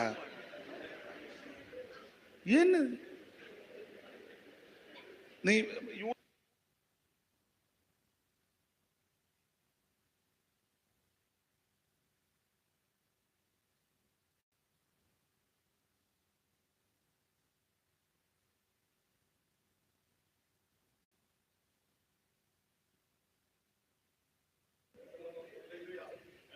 വെള്ളം കുടിക്കാറായില്ല, ഇച്ചിരൂടെ കഴിയട്ടെ. അപ്പൊ ചുരുക്കി പറഞ്ഞാൽ വെള്ളക്കുതിരപ്പുറത്ത് ഒരുവൻ ഇരിക്കുന്നു, യേശു. സ്വർഗത്തിലെ സൈന്യം എന്ന് ഉദ്ദേശിക്കുന്ന ദൂതന്മാരല്ല, വിശുദ്ധന്മാരാ. ഇവിടെ നിന്ന് അങ്ങോട്ട് പോയ വിശുദ്ധന്മാരാ. പ്രതിഫലമെല്ലാം വാങ്ങി സ്തോത്രം, വെണ്മയുള്ള വസ്ത്രമൊക്കെ ലഭിച്ച് തേജസ് പ്രാപിച്ച് നിർമ്മലവും ശുഭ്രമായ വസ്ത്രം ധരിച്ച് ജയഭേരി മുടക്കി ഇങ്ങോട്ട് വരിക. മൊത്തം വെള്ളയാ. ഇടയ്ക്കൊരു കാര്യം പറയേണ്ടതാ. ഉടക്കുണ്ടാകാൻ സാധ്യതയുണ്ട്, എന്നാലും പറയാതിരിക്കാൻ. ഈ വെള്ളക്കുതിരപ്പുറത്ത് ഇരിക്കുന്ന ഈ സൈന്യം മണവാട്ടിയാ. എന്റെ ഭാഷയിൽ അങ്ങ് പറയാം, മൊത്തം വെള്ള. സ്തോത്രം. മൃഗവും വെള്ളക്കുതിര എന്നല്ലേ? എന്നാൽ എതിർ ക്രിസ്തുവിന്റെ മണവാട്ടിയുണ്ട്, ഇല്ലേ? ഉണ്ട്. 17-ന്റെ 1-2 വെളിപ്പാട്. ഒന്ന് വ്യത്യാസം, രണ്ടും വ്യത്യാസമാണ് കേട്ടോ. വായിച്ചു. പിന്നെ 7 കലശമുള്ള 7 ദൂതന്മാരിൽ ഒരുവൻ വന്ന് എന്നോട് സംസാരിച്ചു, വരിക, ഭൂമിയിൽ രാജാക്കന്മാരോട് ഓടിച്ചു വായിച്ചു. ഭൂമിയിലെ രാജാക്കന്മാരുടെ വേശ്യവൃത്തി ചെയ്ത് തന്റെ വേശ്യവൃത്തിയുടെ മദ്യത്താൽ ഭൂവാസികളെ മതരാക്കിയവളായി പെരുവെള്ളത്തിന് മീതെ ഇരിക്കുന്ന മഹാവേശ്യയുടെ കാണിച്ചു തരാം. താഴ്ത്തു വായിച്ചേ. അവർ എന്നെ ആത്മാവിൽ മരുഭൂമിയിലേക്ക് കൊണ്ടുപോയി. അപ്പോൾ 7 തലയും 10 കൊമ്പും ഉള്ളതായി ദൂഷണനാമങ്ങൾ നിറഞ്ഞ കടും ചുവപ്പുള്ള ഒരു മൃഗത്തിന്റെ മേൽ ഒരു തള്ള ഇരിക്കുന്നു. വായിച്ചോ. ഒരു സ്ത്രീ ഇരിക്കുന്നത് കണ്ടു. ഒരു സ്ത്രീ കയറി വിറങ്ങി ഇരിക്കാനേ തള്ളക്കിടം കണ്ടില്ല. ഒരു ചുമന്ന അടുത്തത്. ആ സ്ത്രീ ധൂമ്രവർണവും കടും ചുമപ്പും നിറവുമുള്ള വസ്ത്രം ധരിച്ച്. ഇത് ഈ ചുമന്ന മൃഗത്തിന്റെ പുറത്ത് ചുമന്ന വസ്ത്രം ധരിച്ച്, കടും ചുമപ്പെന്ന മര്യാദയുള്ളതല്ല, കടും ചുമപ്പ് നിറമുള്ള വസ്ത്രം ധരിച്ച് പൊന്നും രക്തവും മുത്തും രത്നം മുത്ത് അണിഞ്ഞവളായി തന്റെ വേശ്യാവൃത്തിയുടെ മ്ലേച്ഛതയും അശുദ്ധിയും നിറഞ്ഞ സ്വർണ്ണ പാനപാത്രം കയ്യിൽ പിടിച്ചിരുന്നു. അപ്പൊ എല്ലാം വ്യാഖ്യാൻ നേരമല്ല, നമ്മുടെ വിഷയം അതല്ല. ഈ ചുമന്ന മൃഗത്തിന്റെ പുറത്ത് ചുമന്ന വസ്ത്രം ധരിച്ച് മുത്തും രക്തവും സ്വർണമൊക്കെ അണിഞ്ഞ് വേഷ വിഭൂഷതയായി ഇരിക്കുന്ന സ്ത്രീ ആരാന്ന് ചോദിച്ചാൽ ഒറ്റ വാക്ക് മറുപടി പറയാം: എതിർ ക്രിസ്തുവിന്റെ മണവാട്ടി. കർത്താവിന്റെ മണവാട്ടി വന്നതാ മുമ്പേ വായിച്ചത്. വെള്ളക്കുതിരപ്പുറത്തെ, അവിടുന്ന് വെള്ളക്കുതിരപ്പുറത്ത് ഇരിക്കുന്നു. സ്വർഗത്തിലെ സൈന്യം നിർമ്മലവും ശുഭ്രമായി വിശേഷ വസ്ത്രമൊക്കെ ധരിച്ച് വെള്ളക്കുതിരപ്പുറത്ത്. അപ്പൊ അവിടെ മൃഗത്തിന്റെ കളറ് വെള്ള, ഇവിടെ മൃഗത്തിന്റെ കളറ്, അവിടെ വെള്ള വസ്ത്രം, ഇവിടെ. ഇന്ന് യോഗത്തിന് വന്നവരുടെ കാര്യമല്ല പറയുന്നത്, സഭായോഗത്തിന് വരുന്നവരുടെ കാര്യമാണ്. കുറഞ്ഞ പക്ഷം സഭായോഗത്തിനെങ്കിലും നീ നേരും ചൊവ്വുള്ള തുണി കൊടുത്ത് യോഗത്തിന് വരണം. സഭായോഗത്തിനെങ്കിലും. കൺവെൻഷനയുടെ കൂട്ടത്തിന് യാത്ര പോയിട്ട് വരുന്നവരുണ്ട്, ജോലി കഴിഞ്ഞ് നേരെ ഇങ്ങോട്ട് യോഗത്തിന് വന്നവരുണ്ട്. ഇതിൽ പോയപ്പോൾ ശബ്ദമൊക്കെ കേട്ട് വന്നവർ എന്നാ കൂടിയ അങ്ങനെ വന്നവരുടെ കാര്യം അല്ലേ പറഞ്ഞത്. സഭായോഗത്തിന് വരുമ്പോൾ നീ യോഗ്യമായിട്ട് വരണം. അപ്പൊ എതിർ ക്രിസ്തുവിന്റെ മണവാട്ടിയായി ഈ പൊന്നും മുത്തും രക്തവും എല്ലാം അണിഞ്ഞിങ്ങനെ ഇരിക്കുക. ദൈവസഭയ്ക്ക് അതല്ലല്ലോ അലങ്കാരം, പരിജ്ഞാനമല്ലേ, ജ്ഞാനമല്ലേ. ഇത് മുത്തും രക്തവും ഒക്കെ ധരിച്ച് ഇങ്ങനെ ഇരിക്കുക. നമുക്ക് മുത്തും രക്തവും ഒന്നുമില്ലെങ്കിലും പാട്ടുകാരൻ പാടിയ ഒരു വരിയുണ്ട്, എനിക്കറിയത്തില്ല ആരാ ഇവിടെ പാടിക്കൊണ്ടിരുന്നേ. പാടണം, അത് പാടാം, അത് എല്ലാവർക്കും അറിയാവുന്ന പാട്ടാണ്. കനകമും മുത്തും രത്നം ഇവളണിയില്ലെങ്കിലും, കനകവും മുത്തും രത്നം ഇവളണിയില്ലെങ്കിലും, കനകവും മുത്തും രത്നം ഇവളണിയില്ലെങ്കിലും.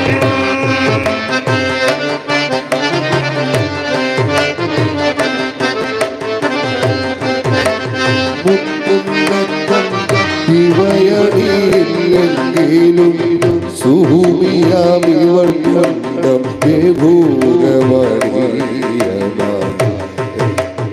ഇവൾ കണ്ടം ഞങ്ങൾ രണ്ട് പിച്ചിലാ പാടുന്നത്. അപ്പൊ അതുകൊണ്ട് പുള്ളി പാടുന്നെങ്കിൽ രണ്ടും, അപ്പൊ ഇവരും കുഴയും ഇല്ലേ. കനകവും മുത്തും രത്നം ഇവളണിയില്ലെങ്കിലും, കനകവും മുത്തും രത്നം ഇവളണിയില്ലെങ്കിലും, സുമുഖിയാമിവൾ കണ്ടം ബേഗുരമണിയമ്മ, സുമുഖിയാമിവൾ കണ്ടം ബേഗുരമണിയമ്മ. അമ്പകരൂ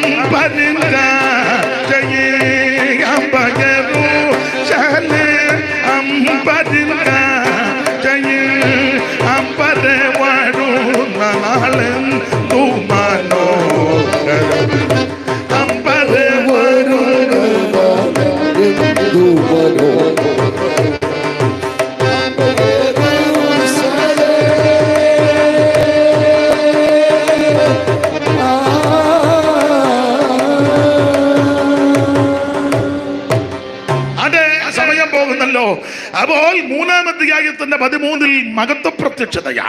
ഇനി 4-ാം അധ്യായത്തിന്റെ 13 മുതൽ തെസ്സലോനിക്ക ലേഖനം 4:13 മുതൽ താഴോട്ട് പഠിക്കുമ്പോൾ അതിന്റെ ഒടുവിൽ പറയുകയാ, മരണ വീട്ടിലൊക്കെ നമ്മൾ വായിച്ചു കേൾക്കുകയും പറയുന്ന ഈ വചനങ്ങളെ കണ്ട് അന്യോന്യം ആശ്വസിപ്പിച്ചു കൊള്ളണം. ദൈവത്തിന് സ്തോത്രം.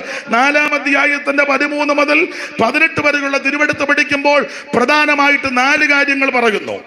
പ്രധാനമായി 1 ഒരു മടങ്ങിവരവ്, 2 ഒരു ഉയർത്തെഴുന്നേൽപ്പ്, 3 ഒരു രൂപാന്തരം, 4 ഒരു മടങ്ങിവരവ്, ഒന്നിച്ചുള്ള സമാഗമ സമ്മേളനം. അപ്പോൾ 1 മടങ്ങിവരവ്, 2 ഉയർത്തെഴുന്നേൽപ്പ്, 3 രൂപാന്തരം, 4 സമാഗമം. മടങ്ങിവരവ്, ആര് മടങ്ങി വരുന്നു? യേശു വീണ്ടും മടങ്ങി വരുന്നു. ഇനി അധികം താമസിക്കാതെ യേശു വീണ്ടും മടങ്ങി വരും. അതാ നമ്മുടെ പ്രതീക്ഷ. ചിലർ താമസമെന്ന് വിചാരിക്കുന്നത് പോലെ കർത്താവ് തന്റെ വാഗ്ദത്തം നിവർത്തിപ്പാൻ താമസിക്കുന്നില്ല. യേശു വീണ്ടും വരും. എന്തിന്? തിരുസഭയെ ചേർത്ത് കൊണ്ടുപോകുവാൻ. നമ്മുടെ കർത്താവ് പറഞ്ഞ വാക്യം നമുക്കറിയാം, നിങ്ങളുടെ ഹൃദയം കലങ്ങി പോകരുത്, ദൈവത്തിൽ വിശ്വസിപ്പീൻ, എന്നിലും വിശ്വസിപ്പീൻ, എൻ്റെ പിതാവിൻ്റെ ഭവനത്തിൽ അനേകം വാസസ്ഥലമുണ്ട്, ഇല്ലെങ്കിൽ ഞാൻ നിങ്ങളോട് പറയും. ഇന്ന് രാത്രി മനോഭാരത്തോടെ വേദനയോടിരിക്കുന്നവർ ഓർപ്പിക്കട്ടെ, യേശു വീണ്ടും വരും. എന്തിന്? തിരുസഭയെ ചേർക്കുവാൻ. അപ്പോൾ മടങ്ങി വരവ്, യേശുവിന്റെ മടങ്ങേര് ലക്ഷണമെല്ലാം അറിയാമല്ലോ, എല്ലാം പറയണ്ട. എല്ലാവരും ഇത് നന്നായിട്ട് പ്രസംഗിക്കുന്നവരാ. അതൊന്നും ഞാൻ പറഞ്ഞ ഒക്കത്തുമില്ല. അത് നന്നായിട്ട് അടുക്കിടക്കായിട്ട് തെളിയിച്ച് പറയുന്നവരുണ്ട്. സ്തോത്രം. അറിയത്തില്ലെങ്കിൽ അവരുടെ യോഗം പോയി കേൾക്ക്. അവരത് നന്നായിട്ട് പറയുന്ന ധാരാളം ആൾക്കാരുണ്ട്.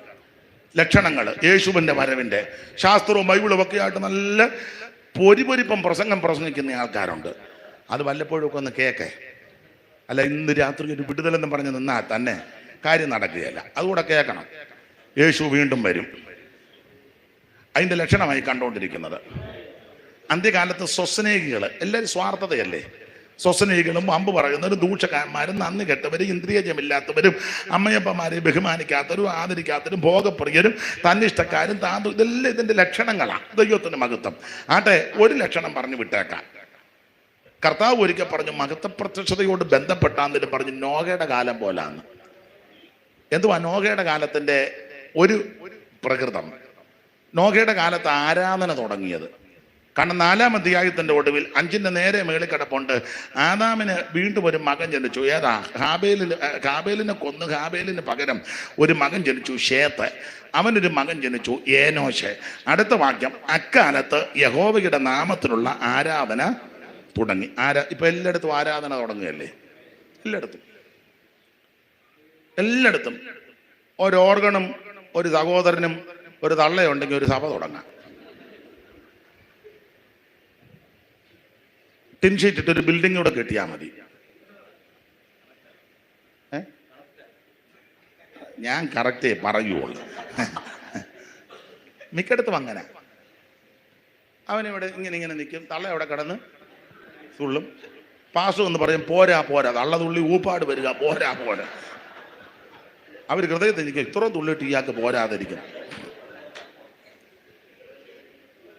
അപ്പൊ എല്ലായിടത്തും ആരാധന തുടങ്ങി. പക്ഷെ നിങ്ങൾ ചിന്തിച്ചേ, ആരാധന തുടങ്ങി എല്ലാവരും ആരാധിക്കുക, പ്രൈസ് ആൻഡ് വർഷിപ്പും ഒക്കെ നടക്കുന്നുണ്ട് മുറയ്ക്ക്, നല്ലത്. പക്ഷേ ദൈവം തമ്പുരാൻ പറഞ്ഞു, ജലപ്രളയത്താൽ നശിപ്പിക്കും. നോഹയോട് ദൈവം പറഞ്ഞു, നീ പ്രസംഗിക്കണം വെള്ളപ്പൊക്കം, ഒരു പെട്ടകം ഉണ്ടാക്കണം, 300 മുഴം നീളവും 50 മുഴം വീതിയും 30 മുഴം ഉയരവും 3 തട്ടും 1 വാതിലും കിളിവാതിലും. നോഹ ഇത് കൃത്യമായിട്ട് പണിതു, പ്രസംഗിച്ചു. എല്ലാവരും ഒന്നും കൊണപ്പെട്ടില്ല. തൻ്റെ കുടുംബവും താനും രക്ഷപ്പെട്ടു. ഇടജാതിയും പരമജാതിയും മൃഗജാതിയല്ല ഇതിനകത്ത് കയറി. ദൈവം വന്ന് വാതിൽ അടച്ചു. മേളിലത്തെ ഉറവേം തുറന്നു, താഴത്തെ ഉറവേം ദൈവം തുറന്നു.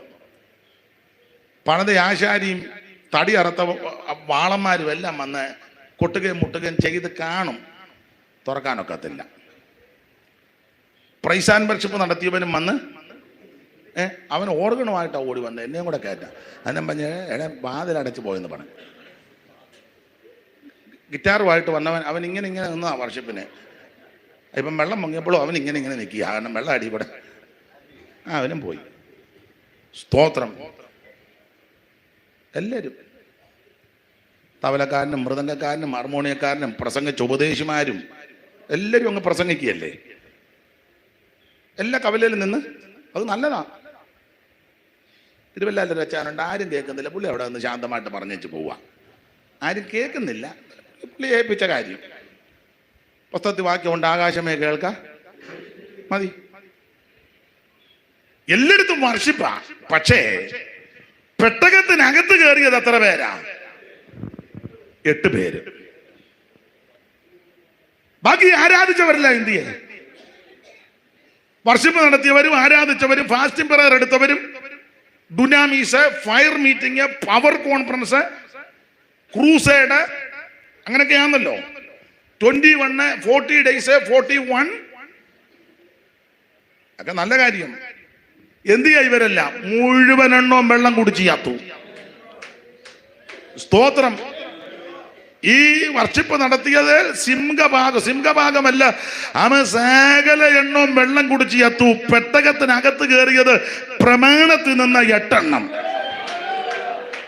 അവിടുത്തെ വരവിലും ഇത് സംഭവിക്കും. പ്രമാണം കാക്കുന്നവരെ ചേർക്കാൻ അവിടുന്ന് വീണ്ടും വരിക. അപ്പൊ ഒന്ന്, ഒരു മടങ്ങി വരവ്, യേശു വീണ്ടും മടങ്ങി വരും. 2, ഒരു ഉയർപ്പ്. ആരാ ഉയർക്കുന്നത്? ആ കാഹളത്തിന്റെ ശബ്ദം കേൾക്കുമ്പോൾ ക്രിസ്തുവിൽ മരിച്ച വിശുദ്ധന്മാർ ആദ്യം ഉയർക്കും. വിവരിക്കേണ്ട, നിങ്ങൾക്കറിയാം. 3 രൂപാന്തരം. ആർക്ക്? ജീവനോടെ നിൽക്കുന്ന വിശുദ്ധന്മാർക്ക് രൂപാന്തരം. എല്ലാവർക്കും രൂപാന്തരമില്ല. ആമൻ. ജീവനോടിരിക്കുന്ന വിശുദ്ധന്മാർക്ക് ആ രൂപാന്തരം. 2 കൂട്ടരും കൂടെ ഒന്നിച്ച് കർത്താവിനെ എതിരേൽപ്പാൻ മേഘങ്ങളിൽ എടുക്കപ്പെടും. സങ്കീർത്തനക്കാരൻ അലങ്കാര ഭാഷയ്ക്ക് പറഞ്ഞിരിക്കുക, ഉഷസ്സിന്റെ ഉദരത്തിൽ നിന്ന് യുവാക്കളായ മഞ്ഞ് പുറപ്പെട്ടു വരുന്നത് പോലെ കോടി കോടി വിശുദ്ധന്മാർ ഉയർത്തു വരുന്ന ഒരു സുപ്രഭാതം. ഈ താഴ്ചകളുള്ള ശരീരം മഹത്വമുള്ള ശരീരം പ്രാപിക്കും. ദ്രവത്വമുള്ള ശരീരം ദ്രവത്വമില്ലാത്ത ശരീരം പ്രാപിക്കും. മൺമയമായ ശരീരം വിൺമയമായ ശരീരം പ്രാപിക്കും. ബലഹീനമായ ശരീരം ശക്തിയുള്ള ശരീരം പ്രാപിക്കും. പൗലോസ് ചോദിക്കുക, സ്തോത്രം, സകല മാംസം ഒരുപോലുള്ള മാംസമല്ലെന്ന, പക്ഷെ ഒരുവൻ മരിച്ചവൻ എങ്ങനെ വരുമെന്നും ഏതുവിധം ശരീരത്തോട് വരുമെന്ന് ചോദിക്കുന്ന മൂഢ, നീ വിതയ്ക്കുന്നത് ചത്തില്ലായെങ്കിൽ തനിയായിരിക്കുന്നു. നീ വിതയ്ക്കുന്നത് ഗോതമ്പിന്റെയോ മറ്റു മല്ലതിന്റെയോ മണികളത്രേ. ദൈവമോ ഓരോന്നിന് അതതിന്റെ ശരീരം കൊടുക്കുന്നു. സകല മാംസം ഒരുപോലുള്ള മാംസമല്ല. പക്ഷികളുടെ മാംസം വേറെ, കന്നുകാലികളുടെ മാംസം വേറെ, മത്സ്യങ്ങളുടെ മാംസം വേറെ, മൃഗങ്ങളുടെ മാംസം വേറെ. ഭൗമ ശരീരങ്ങളുമുണ്ട്, സ്വർഗീയ ശരീരങ്ങളുമുണ്ട്. ഭൗമ ശരീരങ്ങളുടെ തേജസ് വേറെ, സ്വർഗീയ ശരീരങ്ങളുടെ തേജസ് വേറെ. സൂര്യന്റെ തേജസ് വേറെ, ചന്ദ്രന്റെ തേജസ് വേറെ, നക്ഷത്രങ്ങളുടെ തേജസ് വേറെ. നക്ഷത്രവും നക്ഷത്രവും തമ്മിൽ തേജസ് കൊണ്ട് ഭേദമുണ്ട്. മരിച്ചവരുടെ പുനരുത്ഥാനം അതുകൊണ്ടും തന്നെ. Praise the Lord. Praise the Lord. ഈ ദ്രവത്വമുള്ളത് അദ്രവത്വത്തെ പുറാക്കി മർത്യമായി അമർത്യത്തെ ധരിക്കണം. ഈ ദ്രവത്വമുള്ളത് അദ്രവത്വത്തെയും മർത്യമായി അമർത്യത്തെ ധരിക്കുമ്പോൾ മരണം നീങ്ങി ജയം വന്നിരിക്കുന്നു എന്നുള്ള വചനം നിവർത്തിയാകും. ഹേ മരണമേ, നിന്റെ ജയം എവിടെ? ഹേ മരണമേ, നിന്റെ വിഷമുള്ളവിടെ? മരണത്തിന്റെ വിഷമുള്ള പാപത്തിന്റെ ശക്തിയോ ന്യായപ്രമാണം നമ്മുടെ കർത്താവാകുന്ന യേശുക്രിസ്തു മുഖാന്തിരം നമുക്ക് ജയം തരുന്ന ദൈവത്തിന് സ്തോത്രം. ഇന്ന് രാത്രി എന്റെ പ്രിയ സഹോദരി സഹോദരന്മാരെ, നിങ്ങൾ ഉറപ്പുള്ളവരും കുലുങ്ങാത്തവരും നിങ്ങളുടെ പ്രയത്നം കർത്താവ് വ്യർത്ഥമല്ല എന്നറിഞ്ഞ് കർത്താവിന്റെ വേലയിൽ വർദ്ധിച്ചു വരുന്നവരുമാകണം. ഇതാ നമ്മുടെ പ്രത്യാശ, ഇതാ നമ്മുടെ പ്രത്യാശ. മണ്ണിൽ മൗനമുറങ്ങൂ തന്റെ വിശുദ്ധർ എല്ലാ നിമിഷവും. മണ്ണിൽ മൗനമുറങ്ങും തന്റെ വിശുദ്ധർ എല്ലാ നിമിഷവും. കാകല ധ്വനികൾ, കാകല ധ്വനികൾ. അറിയാവുന്നവര് കൈയടിച്ചു പാട്. ചടുചട ഉയർത്തിയിടും തിരുമുഖം കാൺമാൻ. ചടുചട. അറിയാവുന്നവര് കൈയടിച്ചു പാട്. ഓ വരനേ നിന്നെ കാൺമാൻ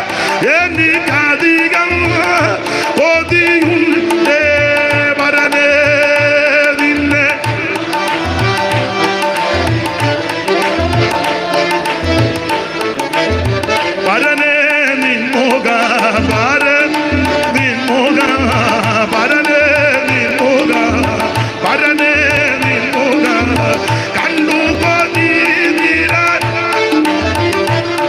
ഓ കണ്ടു പ്രത്യാശയോടെ പാട് ശുദ്ധരല്ല ഗീതം പാടൂ തന്റെ വരവിൽ ശുദ്ധ പ്രത്യാശ വർദ്ധിക്കട്ടെ ഗീതം പാടൂ തന്റെ വര ഓ ആർത്തും ഘോഷിച്ചോ ആർത്തും ഘോഷിച്ചോ ആർത്തും ഘോഷിച്ചോ ആർത്തും ഘോഷിച്ചോ ആനന്ദ എതിരേൽപ്പാൻ ആനന്ദ പ്രത്യാശയോടെ പാട് ഓ വരനെ നിന്നെ കാണാൻ എനിക്കതി വരി വരി ഓ വരനെ നിന്നെ ഇന്ന് രാത്രി നമ്മുടെ പ്രത്യാശ വർദ്ധിക്കട്ടെ ഓ ഗോതി ഉണ്ട് വരനെ നിൻമുഖ പാരൻ നിൻമുഖ വരനെ നിൻമുഖ കണ്ടു കൊതിര ഉണ്ട് നികാശ കണ്ടു വരി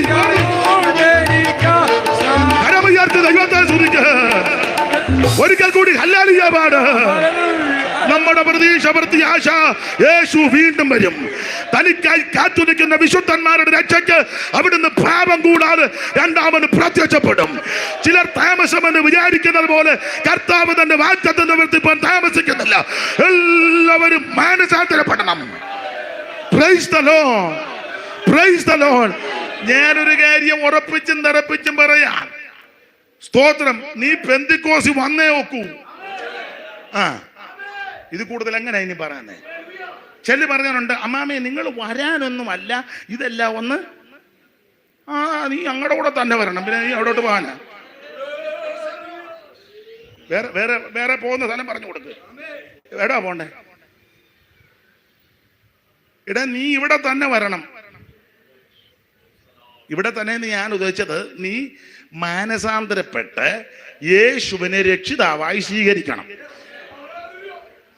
മനസ്സിലാകുന്ന ഭാഷ പറഞ്ഞു തരാം യേശു ക്രിസ്തുവിനെ രക്ഷിതാവായി സ്വീകരിക്കണം 1 രൂപ നീ കൊടുക്കണ്ട നിരതദ്രവ്യം ഒന്നും കൊണ്ട് കെട്ടിവെക്കണ്ട നിന്റെ അരിയും വേണ്ട മണിയും വേണ്ട തുണിയും വേണ്ട കിണിയും വേണ്ട നിന്റെ പൂവങ്കോഴിയും വേണ്ട പെടക്കോഴിയും വേണ്ട നിന്റെ കാശും വേണ്ട പുത്തനും വേണ്ട ഒന്നും വേണ്ട നിന്നെ മതി ലിസ്റ്റെല്ലാം എഴുതി തരത്തില്ല ഇന്ന സാധനം കൊണ്ടുപോവാ ഞാൻ നിന്നിൽ പ്രസാദിക്കാം നീ ഒന്നും കൊണ്ടുവരണ്ട നിന്നെ കഴിഞ്ഞ് നന്നാ മതി സ്തോത്രം യേശു നിന്റെ ഉള്ളത്തിൽ വരും യേശുവിനെ രക്ഷിതാവായി സ്വീകരിക്കണം രക്ഷിതാവായി സ്വീകരിച്ച് കഴിഞ്ഞാൽ അടുത്തത് നീ വെള്ളത്തിൽ മുങ്ങി സ്നാനപ്പെടണം നാളെ നമുക്ക് യോഗമില്ലല്ലോ ഇവിടെ ഇല്ലല്ലോ എനിക്ക് യോഗമുണ്ട് സഭായത്തിനല്ലേ ഉള്ളു ഇവിടെ രാത്രിയിലുണ്ടോ എന്ന് എന്നാ ഇത് പറഞ്ഞേച്ച് വിടാം വെള്ളത്തിൽ മുങ്ങി സ്നാനപ്പെടണം വെള്ളമുള്ള സ്ഥലത്ത് സ്നാനപ്പെടുത്തുന്ന പുള്ളിയും സ്നാനപ്പെടേണ്ട പുള്ളി ഇറങ്ങണം അല്ലാതെ ഡവറായിക്കകത്തുകൊണ്ട് തളിക്കുകയല്ല മനസ്സിലായോ ഇറങ്ങി പിതാവിൻ്റെയും പുത്രന്റെയും പരിശുദ്ധാത്മാവിന്റെ നാമത്തിൽ സ്നാനപ്പെടണം ഇതിന്റെ ഓർഡർ അതാ അല്ല നീ മക്കിളിമാസ് കളിച്ചാലൊന്നും കാര്യം നടക്കുകയല്ല സ്നാനപ്പെടണം സ്നാനമോ ദേഹത്തെ ചെളി കളയാനല്ല അതിന് സോപ്പുണ്ട് ഇഷ്ടം പോലെ ഉണ്ടല്ലോ ജഡത്തിന്റെ അഴുക്ക് കളയാനല്ല ദൈവത്തോട് നല്ല മനസാക്ഷിക്കാം യേശുവിനോട് ചേരാനാ യേശു ക്രിസ്തുവിനെ ധരിക്കാനാ അവിടുത്തെ മരണ അടക്ക പുനരുത്ഥാനത്തോട് ഏകീഭവിക്കുന്നതാണ് മരിച്ച വ്യക്തിനെയാണല്ലോ അടക്കേണ്ടത് മരിക്കാത്തവനെ അടയ്ക്കുക കേസാ ഒരുമാതിരിപ്പെട്ടവർക്കെല്ലാം കേസ് ചാർജ് ചെയ്തിട്ടുണ്ട് മരിക്കാത്തവനെ എല്ലാം നമ്മൾ പിടിച്ച് കല്യാണത്തിന്റെ തലേന്ന് പിടിച്ച് മുക്കി എന്നുവെച്ചാൽ അവനെ കല്യാണം നടത്തി വിട്ടു കേസാ മരിച്ചവനെ അടക്കണം. മരിച്ചവനെ അടക്കിയില്ലേലും കേസാണ്, അത് വേറെ കേസ്. ചോദിക്കും ഇത്ര നാളും വെച്ചുകൊണ്ടിരുന്ന സമാധാനം പറയണം. സ്നാനപ്പെടണം. സ്നാനപ്പെട്ടത് മാത്രം പോരാ, അഭിഷേകം പ്രാപിക്കണം. ആ ഒരു പദം പറയുമ്പോൾ ചിലപ്പോൾ ഉടക്കുണ്ടാക്കാൻ ചില സഭക്കാരൊക്കെ വരും, അവരവിടെ ഉടക്കിക്കോട്ടെ, എനിക്ക് നേരമില്ല ഉടക്കുണ്ടാക്കാൻ. നീ അഭിഷേകം പ്രാപിക്കണം. അന്യഭാഷ പറഞ്ഞ് ദൈവത്തെ മഹത്വപ്പെടുത്തണം. അത് നീ നിർമ്മിച്ച അന്യഭാഷയല്ല, ദൈവത്തിൻ്റെ ദാനമാണ്. ആഗ്രഹിക്കുന്ന ആത്മാക്കളെ ദൈവം തൃപ്തിപ്പെടുത്തും. ദൈവത്തിൻ്റെ നദിയിൽ വെള്ളം നിറഞ്ഞിരിക്കുന്നു. ഒരു നദിയുണ്ട്, അതിൻ്റെ തോടുകൾ ദൈവനഗരത്തെ അത്യുന്നതന്റെ വിശുദ്ധ നിവാസത്തെ സന്തോഷിപ്പിക്കുന്നു. ദൈവം അതിൻ്റെ മധ്യയുണ്ട്, അത് കുലുങ്ങി പോകുകയല്ല. സ്തോത്രം. അതുകൊണ്ട് നീ അഭിഷേകം പ്രാപിക്കണം. സഭയിലുള്ള മുഴുവനെണ്ണവും അഭിഷേകം പ്രാപിക്കണം. ഞാൻ എല്ലാവരോടും പറയും, അഭിഷേകം പ്രാപിക്കാത്തതിനെ കമ്മിറ്റി കയറ്റരുത്, സെക്രട്ടറി ആക്കരുത്, ട്രസ്റ്റി ആക്കരുത്, ഒരു സ്ഥാനവും കൊടുക്കരുത്. പുറകിരിക്കാൻ പറയണം. ഇത് അഭിഷേകം പ്രാപിക്കാത്തതിനല്ലേ ഇതിനകത്ത് വലിഞ്ഞ് അഭിഷേകം പ്രാപിക്കണം. എല്ലാവരും ആത്മാവിലാകുമ്പോൾ ഇവൻ ഇങ്ങനെ കുറുക്കം നോക്കുമ്പോൾ നോക്ക് ആരൊക്കെയാണ്. അഭിഷേകം പ്രാപിക്കണം. ഇവിടെ ഈ അഭിഷേകത്തിന്റെ ശക്തി കൊണ്ടാണ് നിൽക്കുന്നത്. നമ്മുടെ പോരിന്റെ ആയുധം ജഡീകമല്ല, കോട്ടകളെ ഇടിക്കുന്ന ദൈവശക്തിയാണ്. അവയാ ഞങ്ങൾ സങ്കല്പനങ്ങളും വിചാരങ്ങളും ക്രിസ്തുവിന്റെ പരിജ്ഞാനത്തിന് വിരോധമായി പൊങ്ങുവരുന്ന ഉയർച്ചകളെയും വിചാരങ്ങളെ പിടിച്ചടക്കുക. ആഭിചാരത്തിന്റെ ശക്തികളെ അടിക്കുന്നത് അഭിഷേകത്തിന്റെ ശക്തി. ക്ഷുദ്രപ്രയോഗത്തെ ആമെ പാടെ തകർക്കുന്ന ശക്തിയാ ദൈവശക്തി. രോഗാത്മാവിനെ അടിച്ചു മാറ്റുന്ന ശക്തിയാ ദൈവശക്തി. രോഗപീഠകളിൽ രോഗാത്മാവിൽ വലകുന്ന ആരെങ്കിലും ഇന്ന് രാത്രി വന്നിട്ടുണ്ടെങ്കിൽ ആത്മശക്തിയിൽ ദൈവമക്കൾ ആരാധിക്കുമ്പോൾ നിനക്ക് രോഗശാന്തി ഉണ്ടാകും. സഭയ്ക്കകത്ത് ആത്മാവിൽ നന്നായിട്ട് നിറയണമെന്ന്. ഞായറാഴ്ച വന്ന് ആട് കളിച്ചേച്ച് പോകരുത്, നന്നായിട്ട് നൃത്തം ചെയ്ത് ദൈവത്തെ ആരാധിക്കണം. നിങ്ങളെ വിലയ്ക്ക് വാങ്ങിയിരിക്കാൻ താന്താങ്ങൾക്കുള്ളവരല്ല. ആകയാ നിങ്ങളുടെ ശരീരം കൊണ്ടും ദൈവത്തെ മഹത്വപ്പെടുത്തണം. നിങ്ങളെ അവയവങ്ങൾ അനീതിയുടെ ആയുധങ്ങളാക്കാൻ നീതിയുടെ ആയുധങ്ങളായി ദൈവത്തിന് സമർപ്പിക്കണം. എങ്ങനെ? ഈ ലോകത്തിന് അനുരൂപരാകാതെ. സ്തോത്രം. അഭിഷേകം പ്രാപിക്കണം. മാത്രമല്ല തിരുമേശ എടുക്കണം. ഞായറാഴ്ച തിരുമേശ വേണം, തിരുമേശ എടുക്കണം. തിരുമേശ ഇല്ലാത്ത ആരാധനയല്ല. ആൾക്കാരെല്ലാം കൂടെ വന്ന് കൂടി വെച്ച് പോകുന്നതേ ഉള്ളൂ. ഞായറാഴ്ച എല്ലാവരും കൂടെ അവിടെ എവിടെ കിടക്കുന്നതിനെല്ലാം കൂടെ കമ്പത്തിൽ നിന്ന് ആളെ ഇറക്കും പോലെ തള്ളിക്കൂട്ടി. തിരുമേശ ഇല്ലാത്ത ആരാധനയല്ല. തിരുമേശ എടുക്കണം. സ്നാനപ്പെട്ട് കൃപയിൽ വന്ന സകലയൊണ്ണവും തിരുമേശ എടുക്കണം. ഇത് തിരുമേശ എടുത്തുമ്പോൾ ആ സമയത്ത് അവൻ ഇറങ്ങി വെളിയിൽ പോകും. തിരുമേശ കഴിയുമ്പം പാസ്റ്റർമാർ ഇപ്പൊ എഴുന്നേറ്റ് നിന്ന് വിശുദ്ധന്മാർ സഹോദരന്മാർ തമ്മിലും സഹോദരിമാർ അന്നേരം അവന് ഉമ്മ കൊടുക്കാൻ കയറി വരും. അതുവരെ അവനെ മരത്തിന്റെ ചോട്ടിൽ പോയി നിൽക്കുക.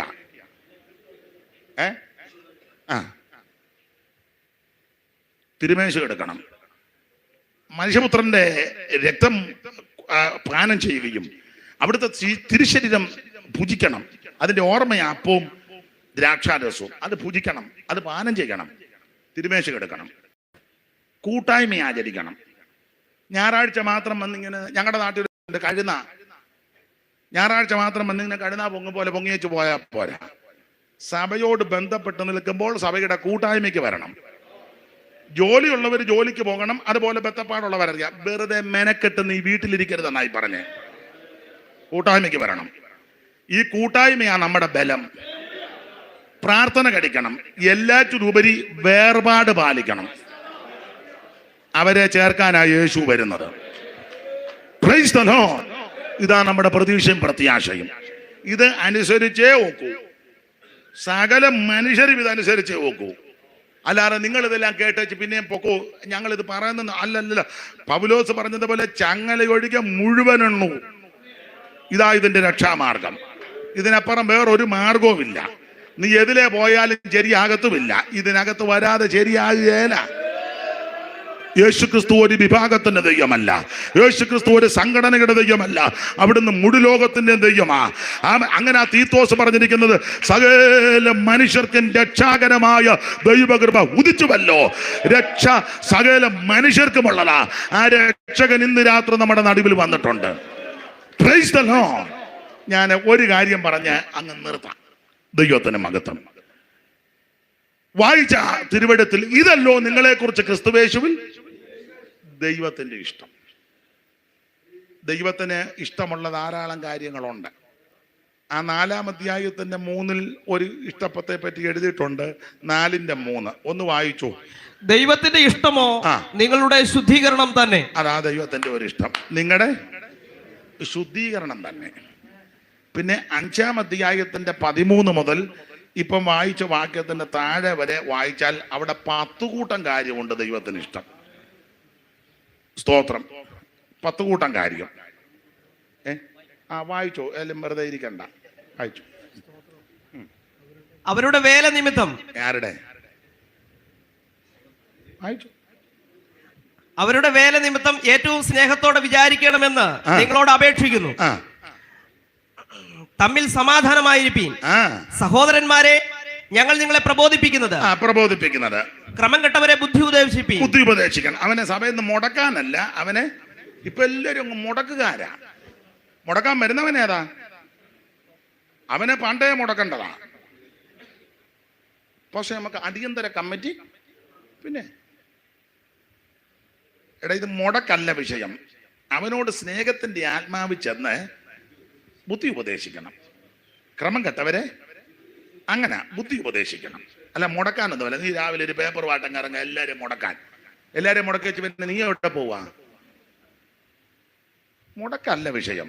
അവനെ ബുദ്ധി ഉപദേശിക്കണം. സഹോദര, സുഹൃത്തെ, ഇതാ ഇതിന്റെ വഴി, ഇനി ആവർത്തിക്കരുത്, ഇതാ ചെയ്യേണ്ടത്, ശ്രദ്ധിക്കണം. ഇങ്ങനെ അതിന്റെ പ്രമാണം. സഹോദരന്മാരെ, നിങ്ങൾ ഒരുത്തനും വല്ല തെറ്റിലും അകപ്പെട്ടു പോയാൽ ആത്മീക രാഗങ്ങൾ അങ്ങനെയുള്ളവനെ വായിച്ചേ. 6:6 ഗലാത്യർ. പെട്ടെന്ന് വായിച്ചു. ഇത് മറക്കാതെ കണ്ട് വായിക്കണം. 6:6 പെട്ടെന്ന് വായിച്ചു. ഗലാത്യർ അവിടെ അല്ലേ, പുറകോട്ട് മറിക്കണ്ടേ?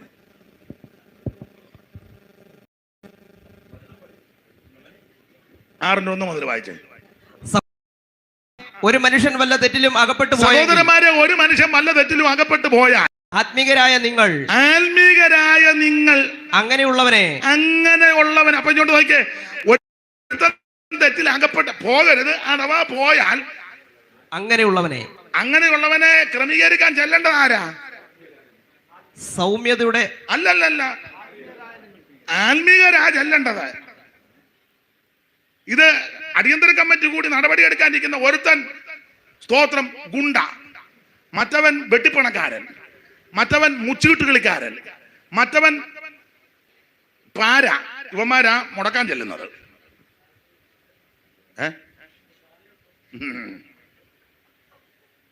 ഇവനെ ക്രമീകരിക്കാൻ ചെല്ലേണ്ടത് ആത്മീകർ ചെല്ലണം. അങ്ങനെ ആ പുസ്തകത്തിലെ പ്രമാണം. ഞാൻ അധികം വിവരിക്കുന്നില്ല. ആത്മീകരാകുന്ന നിങ്ങൾ ആത്മീകരായ നിങ്ങൾ അങ്ങനെയുള്ളവനെ സൗമ്യതയുടെ ആത്മാവിൽ അവനെ യഥാസ്ഥാനപ്പെടുത്തണം. അടുത്ത പദവും കൂടെ, നീയും പരീക്ഷയിൽ അകപ്പെടാതിരിക്കാൻ ശ്രദ്ധിച്ചോണം. മുടക്കാൻ ചെന്ന അവസാനം പിന്നെ നീ ഉടയരുത്. പണ്ട് കല്ലേൽ പറഞ്ഞ പോലെ മീൻ പിടിക്കാൻ പോകുന്ന കൊള്ളാം, മീൻ പിടിക്കരുതെന്ന്. മീൻ പിടിക്കാൻ പോകുന്ന കൊള്ളാം, മീൻ പിടിക്കരുതെന്ന്. ഇതാ ഇതിന്റെ പ്രമാണം. അപ്പൊ ശ്രദ്ധിക്കണം. കർക്കശമായിട്ട് ഉപദേശം കൊടുക്കണം. ക്രമം കെട്ടവരെ ബുദ്ധി ഉപദേശിപ്പിൻ. പിന്നെ ഉൾക്കരുത്തില്ലാത്തവരെ ധൈര്യപ്പെടുത്തുവിൻ. ഉൾക്കരുത്തില്ലാത്തവരെല്ലാവർക്കും ഒരേ കരുത്തല്ല, അവരെ ധൈര്യപ്പെടുത്തണം. ഇപ്പൊ ഒരാൾക്ക് ഒരു കൈ ചൊരിഞ്ഞോണല്ലേ, എന്തോ പറ്റി, എന്നാന്നറിയോണല്ല, ആ പ്രാർത്ഥിക്കുക, യേശു സൗഖ്യമാകും. ധൈര്യപ്പെടുത്തണം. ഇതങ്ങനല്ല. എന്തുവാ എന്നാന്നറിയാമല്ലോ, അയ്യോ ഇത് വെച്ചോണ്ടിരിക്കരുത്. ആരെയും കാണിച്ചോ? ഇല്ല, ഞാൻ തന്നെ കണ്ടോണ്ടിരിക്കുക. ഇല്ല, അങ്ങനെ തന്നെ കണ്ടോണ്ടിരിക്കരുത്. ആരെയും ഒക്കെ ഒന്ന് കാണിക്കണം. മുത്തൂറ്റ് കൊണ്ട് കാണിക്കുക, കുറച്ചുകൂടെ അങ്ങോട്ട് എന്നാ മതി. അയ്യോ ഇത് മുഴുവൻ ബിസിനസ്സാണ്. ഇപ്പം ബിസിനസ്സാ. ആതുര ശുശ്രൂഷ രംഗത്ത് കൂടുതലും ബിസിനസ്സാണ്.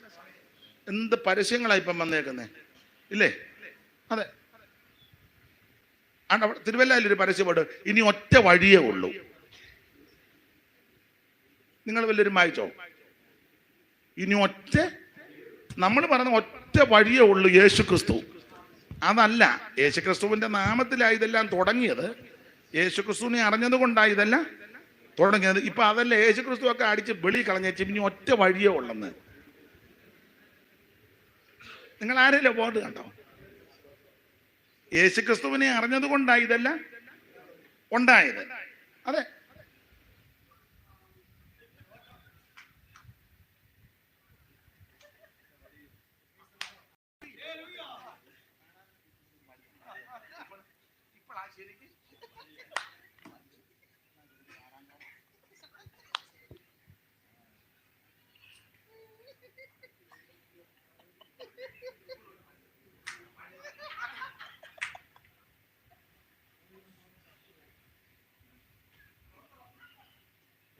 എടാ, യേശുവിനെ അറിഞ്ഞത് കൊണ്ടല്ലോ ഇതെല്ലാം കിട്ടിയത് അല്ലേ? എന്നിട്ട് ഇപ്പൊ പറയുന്നേനാ ഒറ്റ വഴിയോ ഉള്ളെന്ന്. മുഴുവൻ പരസ്യമാ, ബിസിനസ് അല്ലേ? രോഗിയായിട്ട് നമ്മൾ ചെല്ലുക, കൂടെ എന്നവന് മരുന്നെടുത്ത് തരും. ഇത് പോയിട്ട് പരിശോധിച്ചു വെച്ച് വരാൻ. ആർക്കാ? ബ്രദറിന്. ഞാൻ രോഗിയുടെ കൂടെ വല്ല ഉണ്ട്, അസുഖമുണ്ട്, പരിശോധിച്ചു വെച്ചു. ബ്ലഡ് പരിശോധിക്കണം, യൂറിൻ പരിശോധിക്കണം, പിന്നെ അതും ഇതുമല്ല 3000 രൂപയുടെ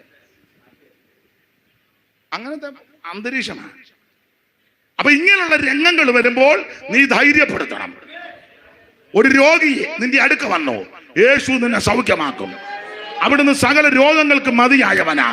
ഉൾക്കരുത്തില്ലാത്തവരെ ധൈര്യപ്പെടുത്തണം, ബലഹീനരെ താങ്ങുവിൻ. നല്ല താങ്ങാറാ, പിന്നെ ആയുസ് പൊങ്ങുമല്ലോ. നല്ല താങ്ങാ, നന്നായിട്ട് താങ്ങുന്നുണ്ട്. പിന്നെ അടുത്തത്, എല്ലാവരോടും ദീർഘക്ഷമ കാണിപ്പീൻ. മിക്കവാറും ആദ്യം അയലത്തുകാരോട് വഴക്കുണ്ടാക്കി, നല്ല ദീർഘക്ഷമയാ. അപ്പുറം ആരാ? ഞങ്ങളുടെ അനിയനും കുടുംബവും. നിങ്ങൾ തമ്മിൽ എങ്ങനെ മിണ്ടുകാല? ഈയിടെ അതിരുത് ഞാൻ അവനോട് പറഞ്ഞ, ചോണയുണ്ടേ നീ കുറ്റി കിട്ടാൻ നിന്റെ കുതികാല് ഞാൻ. അവന് സഭയില, അവൻ IPC, നമ്മളോ ചർച്ചക്കോട്. 10 മണിയാകുമ്പോൾ സിയോങ്കിതാവലിയായിട്ട് ഓടുക, അവൻ സംഗീത രത്നാവലിയായിട്ട് അങ്ങോട്ട് ഓടുന്നു. സന്ധ്യ ആകുമ്പോൾ നമ്പർ വെച്ച് അടിക്കുക, തീ കത്തിക്കാൻ. നാട്ടുകാർ മിക്കവാറും നിന്നെ കത്തിക്കും.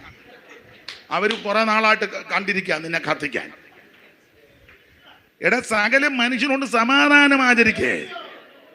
തെറ്റവന്റെ ഭാഗത്തായിരിക്കും, നീ അങ്ങ് ക്ഷമിക്കേ. അതല്ലേ നമ്മുടെ പ്രമാണം. സ്തോത്രം. സകല മനുഷ്യനോടും ഇതൊക്കെ ദൈവഹിതമാണ്. എല്ലാം ഞാൻ വിവരിക്കുന്നില്ല. വേറൊരു ദൈവഹിതമുണ്ട്, അതെല്ലാവർക്കും ഇഷ്ടമുള്ള ദൈവഹിതമല്ല. അതിനെന്നറിയാമോ? പത്രോസിന്റെ 1-ാം ലേഖനം 2:15 വായിച്ചേ. അത് വളരെ നല്ലൊരു ദൈവഹിതമാണ്. പക്ഷെ നമ്മുടെ ആൾക്കാർക്ക് ആർക്കും ആ ഹിതം ഇഷ്ടമല്ല. 2:15 പെട്ടെന്ന്.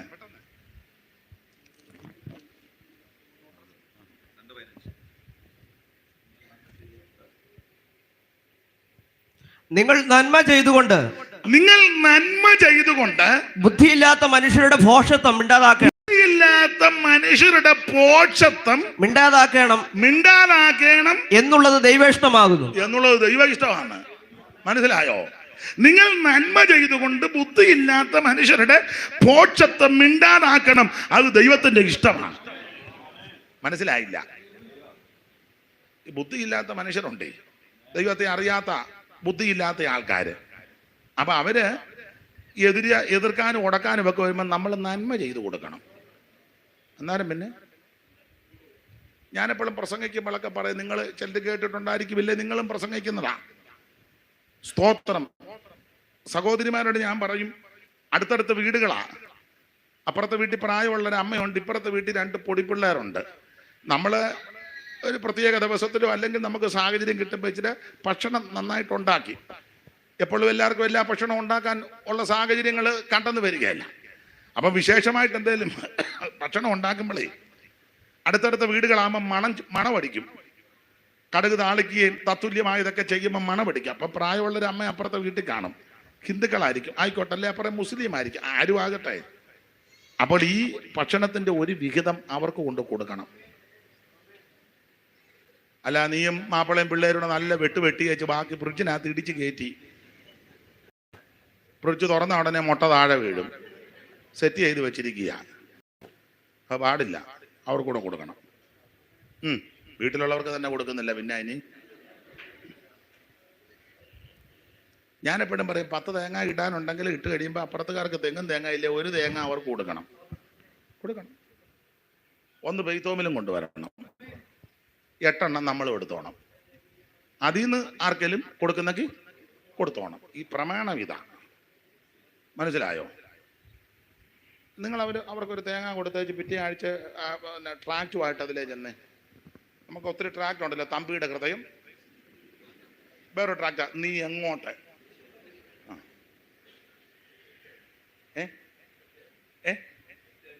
ടൈറ്റാനിക്ക്, ടൈറ്റാ, തകരുന്ന കപ്പൽ, ആയിക്കോട്ടെ. ഇതുമൊക്കെ ആയിട്ട് അങ്ങോട്ട് ചെല്ലുമ്പം ആ തേങ്ങ കൊടുത്തവൻ്റെ വീടിൻ്റെ വാതിൽ കൂടെ ചെന്ന് കയറുമ്പോൾ അവൻ പറയും, അയ്യോ വന്നാട്ടെ, വന്ന് പ്രാർത്ഥിക്കുക. അവനുടനെ അവൻ്റെ ഭാര്യയോട് പറയും, നമ്മൾ പറയും വേണ്ട, ഇല്ലില്ല ഇച്ചിരി കുടിച്ചേച്ച് പോയാൽ മതി. അവിടെ ഇരുന്ന് സമയവും സന്ദർഭവും ലഭിക്കാൻ നമ്മൾ ഇച്ചിരി വചനം പറഞ്ഞാൽ ശ്രദ്ധിച്ച് കേൾക്കും. നന്മ ചെയ്തുകൊണ്ട് ബുദ്ധിയില്ലാത്ത മനുഷ്യരുടെ പോഷത്വം മിണ്ടാതാക്കണം. ദൈവഹിതമാണ്, വിസ്തരിക്കുന്നില്ല അധികം. ദൈവത്തിന്റെ ഹിതം നമ്മുടെ ജീവിതത്തിൽ നിറവേറണം. ന്യായം പ്രവർത്തിക്കുന്നത് ദൈവത്തിന്റെ ഹിതമാണ്. യെശയ്യാവ് 61:8 ന്യായത്തിൽ ദൈവം ഇഷ്ടപ്പെടുന്നെന്നാണ്. ദൈവമക്കളോട് പറയാൻ, നീ അനീതിക്ക് കൂട്ടു നിൽക്കരുത്, ന്യായക്കേടിന് കൂട്ടു നിൽക്കരുത്, നീതിയോടും ന്യായത്തോടും വേണം ഇടപെടാൻ. ഇനി യോഹന്നാന്റെ സുവിശേഷം 6-ാം അധ്യായം നിങ്ങൾ പഠിച്ചാൽ എല്ലാവരും ഉയർത്തെഴുന്നേൽക്കുന്നത് ദൈവത്തിന്റെ ഹിതമാണ്. എല്ലാ ഭാഗത്തേക്കും പോകുന്നില്ല. പൗലോസ് ചോദിക്കുക, ഇതല്ലോ നിങ്ങളെക്കുറിച്ച് ക്രിസ്തുയേശുവിൽ ദൈവ ഇഷ്ടം. ഒരു കാര്യം മാത്രം പറഞ്ഞു നിർത്താം. നമ്മൾ ഈ പെന്തിക്കോസുകാരല്ലെങ്കിൽ ദൈവമക്കള് ദൈവത്തിന് ഇഷ്ടമില്ലാത്തതെല്ലാം നമ്മൾ ഇഷ്ടമാക്കി എടുക്കും. പുള്ളിക്ക് ഇഷ്ടമല്ല, എന്നാലും നമ്മൾ പ്രാർത്ഥിച്ചും ഉപവസിച്ചും, നമുക്കൊരു ഭാഷ കൊണ്ട് പെന്തിക്കോസുകാർക്ക് പിടിച്ച് വെച്ച് പ്രാർത്ഥിക്കുക.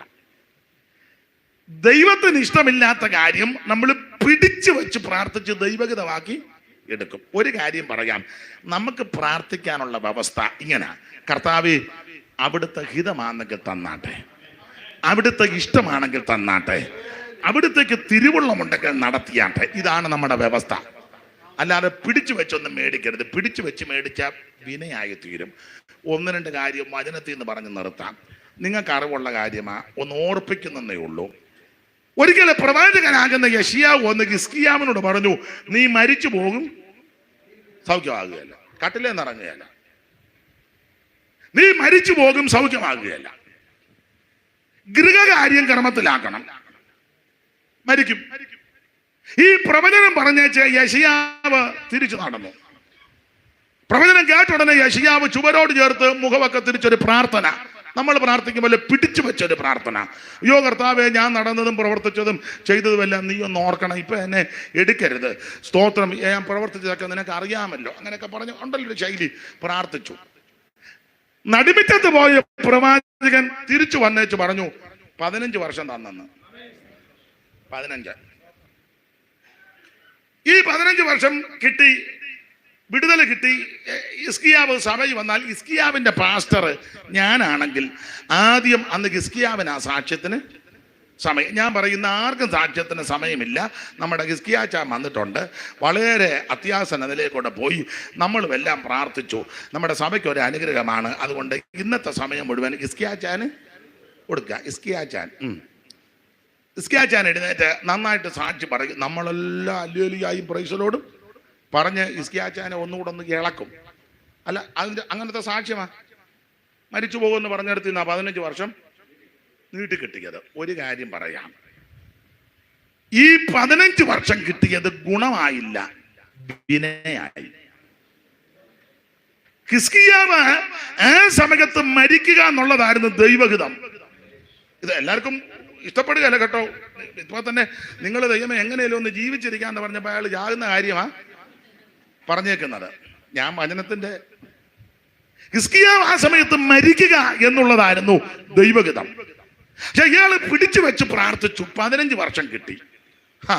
15 വർഷം കിട്ടിക്കഴിഞ്ഞപ്പം പിന്നെ വന്ന വിനയം എന്താന്ന് വേറെ പുസ്തകം പഠിക്കുന്നവർക്കറിയാം. ഇയാൾക്ക് വിടുതല കിട്ടിയ കാര്യം അശൂർ രാജാവ് അറിഞ്ഞു, ബാബേൽ രാജാവ് അറിഞ്ഞു. ഇയാളെ കാണാൻ വന്നപ്പോൾ ഇയാള് മുഴുവൻ കാര്യവും പുള്ളിയെ കാണിച്ചു കൊടുത്തു. അവിടെ വാക്യങ്ങൾ എടുപ്പിക്കുന്നില്ല, ആയുധശാല വരെ കൊണ്ട് കാണിച്ചു. എങ്ങനുണ്ട്? ഇയാൾ യാകുകാരനെ ഇത് നടക്കുമായിരുന്നോ? ആത്മീയ ലോകത്ത് ഇതല്ലേ ഇപ്പം നടക്കുന്നേ? ആയുധശാല വരെയല്ലേ കാണിച്ചു കൊടുക്കുന്നേ.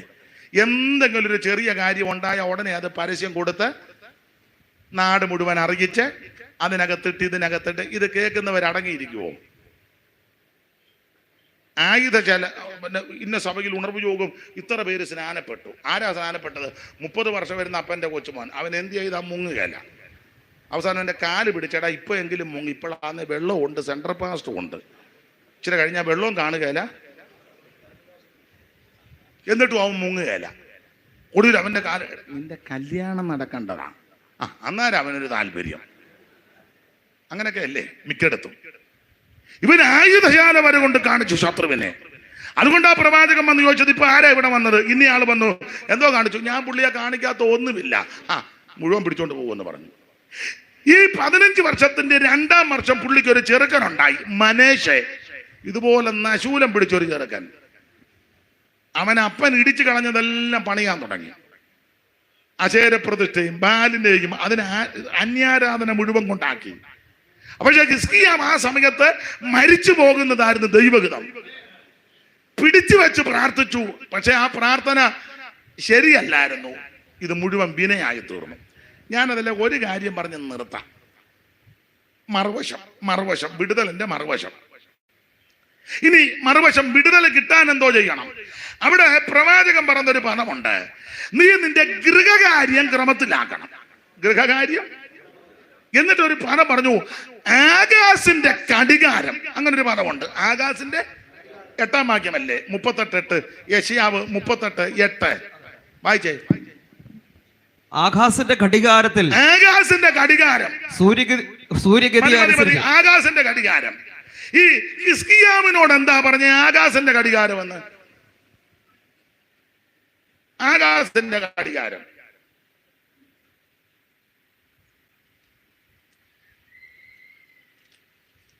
പെട്ടെന്ന് പറ, നമുക്ക് പോകേണ്ടതാണ്. ആകാശിന്റെ ഘടികാരം. ഈ ആകാശിന്റെ ഘടികാരം 2 പദമായി എടുത്ത് പറഞ്ഞേക്കുന്നത്. ഒന്ന് ആകാശിന്റെ ഘടികാരം, 2 നിന്റെ ഗൃഹകാര്യം ക്രമത്തിലാക്കണം. വിസ്തരിച്ച് പറയേണ്ട ഭാഗമാണെങ്കിലും ഷോർട്ടായിട്ട് പറഞ്ഞങ്ങ് നിർത്താം. ആകാശിന്റെ ഘടികാരം എന്ന് ഹിസ്കിയാവിനോട് പറയാൻ കാര്യം, യവന്റെ അപ്പനാണ് ആകാശ്. ആകാശിന്റെ മകനാണ് ഹിസ്കിയാവ്, അല്ലെങ്കിൽ ഹിസ്കിയാവിന്റെ അപ്പനാണ് ആകാശ്. ആകാശിന്റെ അപ്പനാണ് യോദാം. യോദാമിന്റെ അപ്പനാണ് ഉസിയാവ്. അപ്പൊ ഉസിയാവിന്റെ മകനാകുന്ന, യോദാമിന്റെ മകനാകുന്ന, ആകാശിന്റെ മകനാകുന്ന ഹിസ്കിയാവ്, ഹിസ്കിയാവിന്റെ മകനാകുന്ന മനശ. 5 എണ്ണം.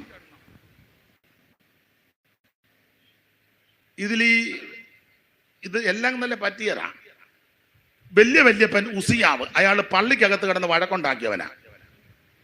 ചർച്ചിനകത്ത് വായിച്ചേ 26:16. ദിനവൃത്താന്തങ്ങളുടെ 2ാം പുസ്തകം 26:16. ആണ്ട ഇടത്ത് വശത്ത് കണ്ണിക തുടങ്ങുന്നത് മുതൽ വായിച്ചേ പെട്ടെന്ന്. 26:16 കണ്ടി ഇവിടെ. ഇത് എന്നാൽ അവൻ ബലവാനായപ്പോൾ അവന്റെ ഹൃദയം അവന്റെ നാശത്തിനായിട്ട് നിഗളിച്ചു. അടുത്തത്, അവൻ തന്റെ ദൈവമായ യഹോവയോട് കുറ്റം ചെയ്തു. ധൂപപീഠത്തിന്മേൽ ധൂപം കാട്ടുവാൻ യഹോവയുടെ ആലയത്തിൽ കടന്നു ചെന്ന് ഉസിയാവ് കടന്നു ചെന്നു. അടുത്ത വാക്യം, അസരിയ പുരോഹിതനും ഓടിച്ചു വായിര് അവരോടുകൂടെ ധൈര്യശാലിയായി യഹോവയുടെ 80 പുരോഹിതന്മാരും അവന്റെ പിന്നാലെ അകത്തിയെന്ന് ഉസിയ രാജാവിനെ തടുത്ത് അവനോട്, ഉസിയാവേ, യഹോവയ്ക്ക് ധൂപം കാട്ടുന്നത് നിനക്ക് വിഹിതമല്ല. ധൂപം കാട്ടുവാൻ വിശുദ്ധീകരിക്കപ്പെട്ട അഹരോന്യ പുരോഹിതന്മാർക്കത്രേ. പുരോഹിതന്മാരുണ്ട്, അവര് ചെയ്യും, നീ ചെയ്യരുത്. അധികാരം വെച്ചോണ്ട് നീ കയറി കളിക്കരുത്. ഇപ്പൊ സഭയ്ക്കകത്തല്ല അങ്ങനല്ലേ കളിക്കുന്നേ. ഇച്ചിരി പൈസയുണ്ട്, കേന്ദ്രത്തിൽ പിടിയുണ്ട്, സെൻട്രൽ പാസ്റ്റുമായിട്ട് അടുപ്പമുണ്ട്, നേതൃത്വത്തിൽ പിടിയുണ്ട്, പിന്നെ ഇവൻ ആ കളി മുഴുവൻ നടത്തുന്നത്. പുരോഹിതൻ പറഞ്ഞ് കളിക്കരുത്. ഇത് വേറെ ആളുണ്ട്, ശുശ്രൂഷയ്ക്കാക്കിയവരുണ്ട്. വിശുദ്ധ മന്ദിരത്തിൽ നിന്ന് പൊയ്ക്കൊള്ളുക. ലംഘനമാകുന്നു ചെയ്തിരിക്കുന്നത് അത് നിന്റെ ദൈവമായ യഹോവയുടെ മുൻപാകെ നിനക്ക് മാനമായിരിക്കില്ല. 19-ാമത്തെ വാക്യത്തിൽ ധൂപം കാട്ടുവാൻ ധൂപകലശം കയ്യിൽ പിടിച്ചിരിക്കുക ഉസിയാവ് കോപിച്ചു. ധൂപം കാട്ടുവാൻ ധൂപകലശം കയ്യിൽ പിടിച്ചിരിക്കുക ഉസിയാവ് കോപിച്ചു. ബൈബിള് കൈ വെച്ചോണ്ട് വഴക്കുണ്ടാക്കുന്ന ആൾക്കാരില്ലേ? ഉണ്ട്. പിന്നെ ചിലർ വഴക്കുണ്ടാക്കുമ്പോൾ ഭാര്യയുടെ കയ്യിൽ കൊടുക്കും, നീ ഇത് പിടിച്ചേ, ഞാൻ 2 കാര്യം ഇച്ചിരിയുടെ മര്യാദ ഉണ്ട്. പണ്ടൊരു തള്ള യോഗത്തിനിരുന്ന് ഉറങ്ങി, അച്ഛൻ ഇഷ്ടപ്പെട്ടില്ല. ഏത് സഭയിലാണെന്ന് ഞാൻ പറയുന്നില്ല, വെറുതെ ആലോക്യം ഉണ്ടാക്കുന്നില്ല. അച്ഛൻ നല്ല ദൂതൊക്കെ ഒരുക്കി നല്ല ശരിക്ക് നിന്ന്, മൈക്കൊന്നും ഇല്ലാത്ത കാലമാണ്, ശബ്ദം എടുത്ത് പ്രസംഗിക്കണ്ടേ, ശക്തിയോടെ പ്രസംഗം പോയി തള്ള ഫ്രണ്ടിൽ ഇരുന്ന് ഉറങ്ങുക. അച്ഛൻ നോക്കിയിട്ട് അരിശവും വന്ന് അച്ഛനും. എന്നാലും അച്ഛൻ പറഞ്ഞു, നീ തള്ളേ, അച്ഛൻ പറഞ്ഞ ഭാഷ ഞാനിപ്പോ പറയുന്നില്ല.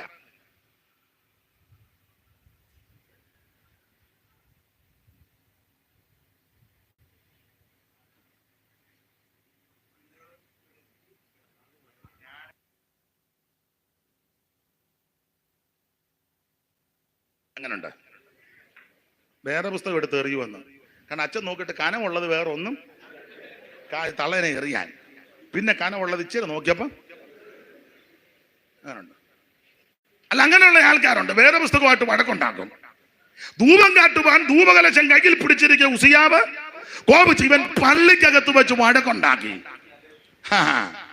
യവനൊരു മകനുണ്ടായിരുന്നു യോധാം, 27:1. അപ്പന്റെ മോൻ എങ്ങനുണ്ട്? യോധാം വാഴ്ച തുടങ്ങിയപ്പോൾ അവന് 25 വയസ്സായിരുന്നു. അവൻ 16 സംവത്സരം യെരൂശലേമിൽ വാണു. അടുത്തത് അവന്റെ അമ്മയ്ക്ക് യെരൂശ എന്ന് പേർ. ഓടിച്ചു വായിരേ. അവൾ സാദോക്കിന്റെ മകൾ ആയിരുന്നു. അവൻ തന്റെ അപ്പനായ ഉസിയാവ് ചെയ്തതുപോലൊക്കെ പ്രസാദമായുള്ളത് ചെയ്തു എങ്കിലും യഹോവയുടെ ആലയത്തിലേക്ക് അവൻ കടന്നില്ല. ഇവൻ ആലയത്തിൽ കയറുകയില്ല. അപ്പൻ പള്ളിക്കകത്ത് വടക്കുണ്ടാക്കി, മോൻ പള്ളി കയറുകയില്ല. എടാ, നീ പള്ളിക്കകത്ത് വെച്ച് വടക്കുണ്ടാക്കുന്നതിനാണ് നിന്റെ സന്തതി പള്ളി വരികയില്ല, വരത്തില്ല. നിന്നെ കണ്ടല്ലേ കൊച്ചുങ്ങൾ വളരുന്നേ, അല്ലേ? ഈ സഭയെ വന്ന് വഴക്കുണ്ടാക്കിയ, പുക്കാറുണ്ടാക്കിയ, ഉപദേശിക്ക് കൊമ്പ് കോർക്കുക, കൂട്ടുവിശ്വാസിയായിട്ട് അടി ഉണ്ടാക്കിയ, നുണയും കൊതിയും പറയുകയും ബഹളം ഉണ്ടാക്കിയ ചെയ്താൽ നിന്റെ സന്തതി ഇത് കണ്ടോണ്ടിരിക്കുക. അവൻ പള്ളി കയറുകയില്ല. അപ്പൻ പള്ളിക്കകത്ത് വടക്കുണ്ടാക്കി, മോൻ പള്ളി കയറുകയില്ല. യവനൊരു മോനുണ്ടായിരുന്നു. 28-24 വായിച്ചേ. 28-24 വായിരേ. ആഹാസ് ദൈവാലയത്തിലെ ഉപകരണങ്ങളെ എടുത്ത് ദൈവാലയത്തിലെ ഉപകരണങ്ങളെ ഉടച്ചു. തുടച്ചെന്നല്ലോ, അല്ല ഉടച്ചു. ഉടച്ചെന്ന നല്ല കൊച്ചുങ്ങൾ തുടയ്ക്കും. ഇവൻ തുടക്കിയല്ല, എടുത്ത് ഉടക്കുക. നല്ല നല്ല തലമുറ. യഹോവയുടെ ആലയത്തിന്റെ വാതിലുകൾ അടച്ചു കളഞ്ഞ് യെരൂശലേമിന്റെ ഓരോ മൂലയിലും ബലിപീഠങ്ങൾ ഉണ്ടാക്കി. പള്ളി പൂട്ടി.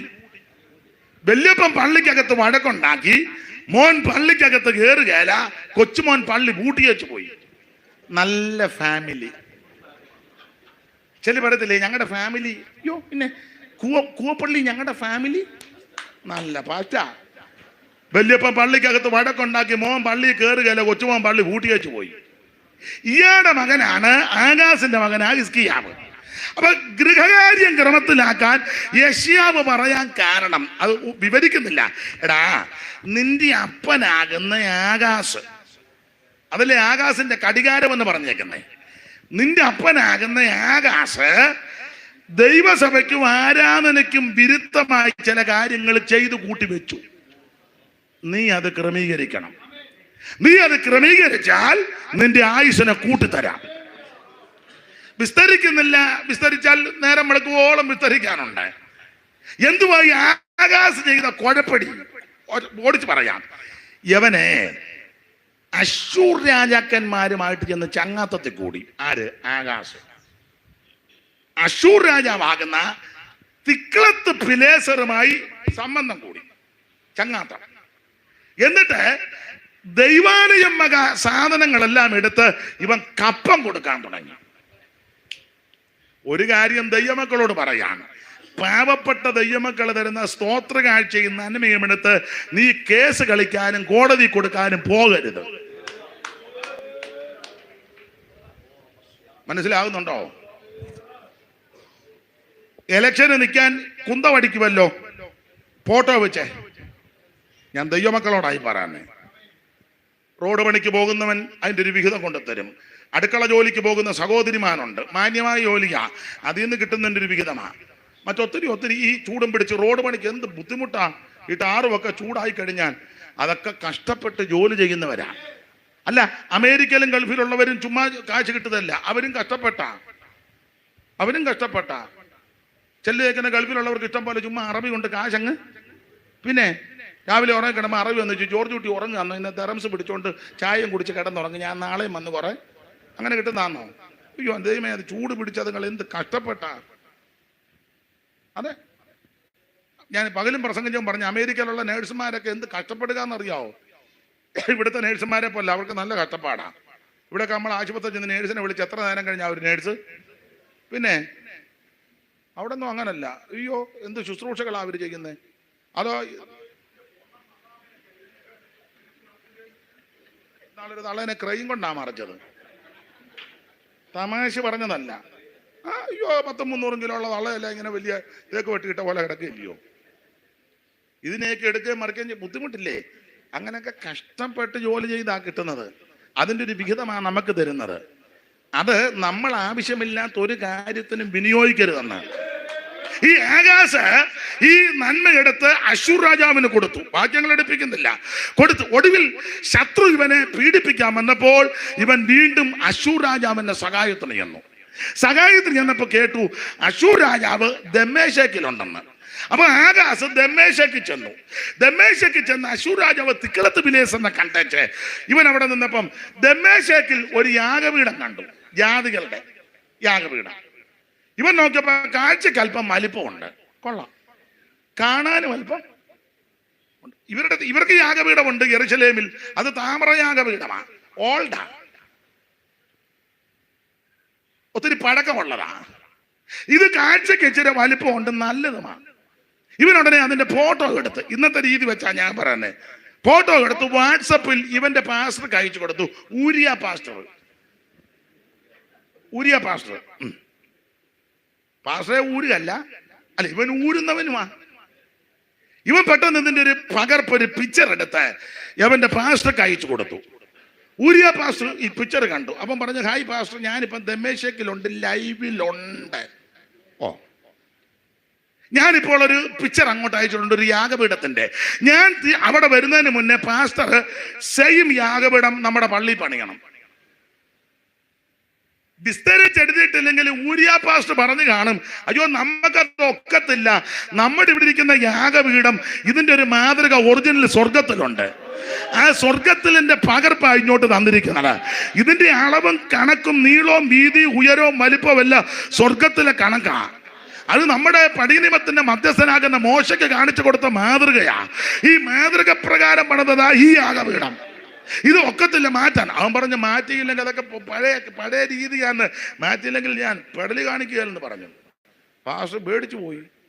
പാസ്റ്റർ ഈ ആകാശ് ദമ്മേശേക്ക് എന്ന് തിരിച്ച് യെരുശലേം എന്നപ്പോൾ പുള്ളി വേറെ യാഗപീഠം പണിതില്ലെങ്കിൽ ചില സഭയിലൊക്കെ ചില ആൾക്കാർ പറയും പോലെ നിന്നില്ലേ ഇരുന്ന് പൊറുക്കാനൊന്നും.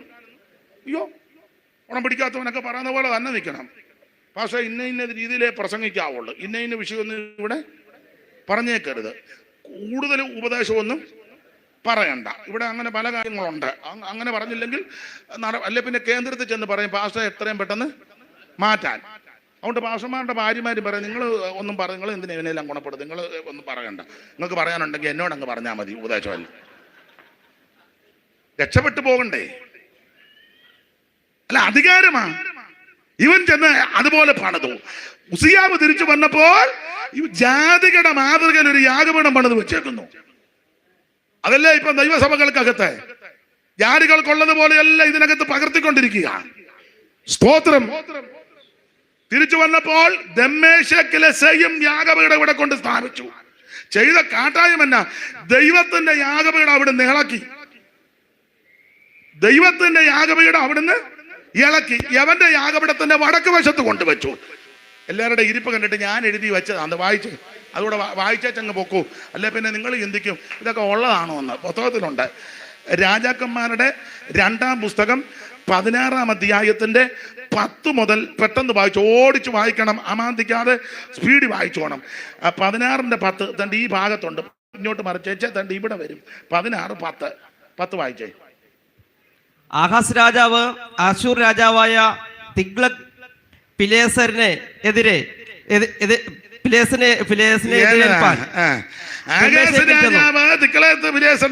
എതിരേക്കാൻ ചെന്നു. ബലിപീഠം കണ്ടു.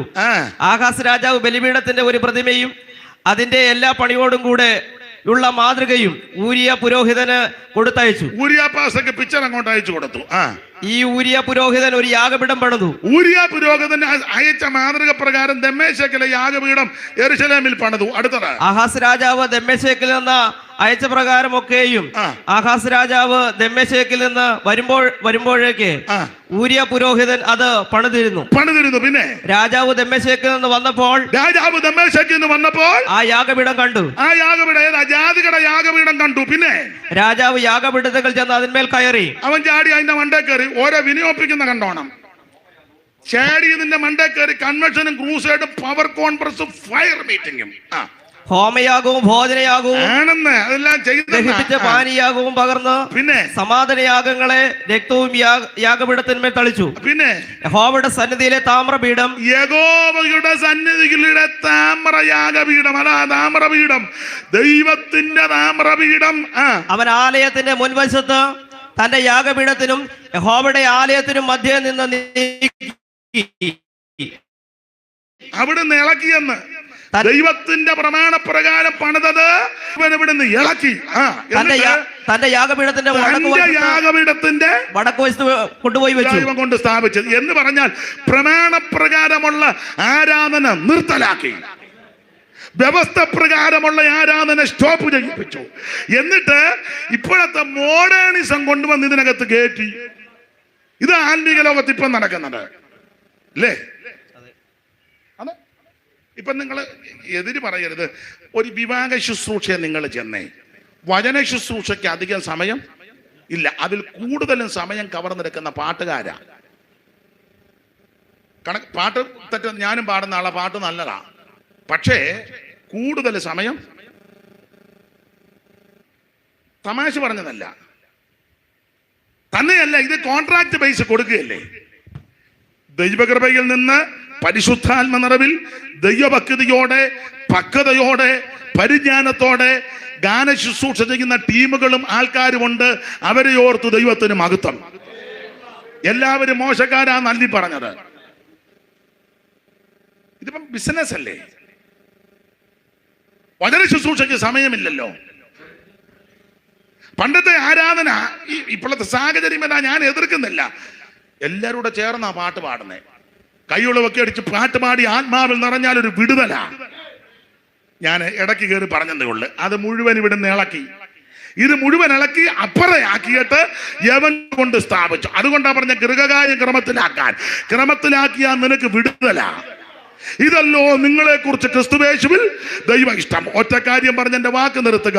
എന്നെ കേൾക്കുന്ന ബഹുമാനിരാ പ്രിയപ്പെട്ടവർ പറയാം, ഞാനും നിങ്ങളും ദൈവത്തിന്റെ ഹിതം ചെയ്യാൻ ഒരുമ്പെട്ടാൽ മനുഷ്യരെല്ലാം നമുക്ക് എതിരാകും.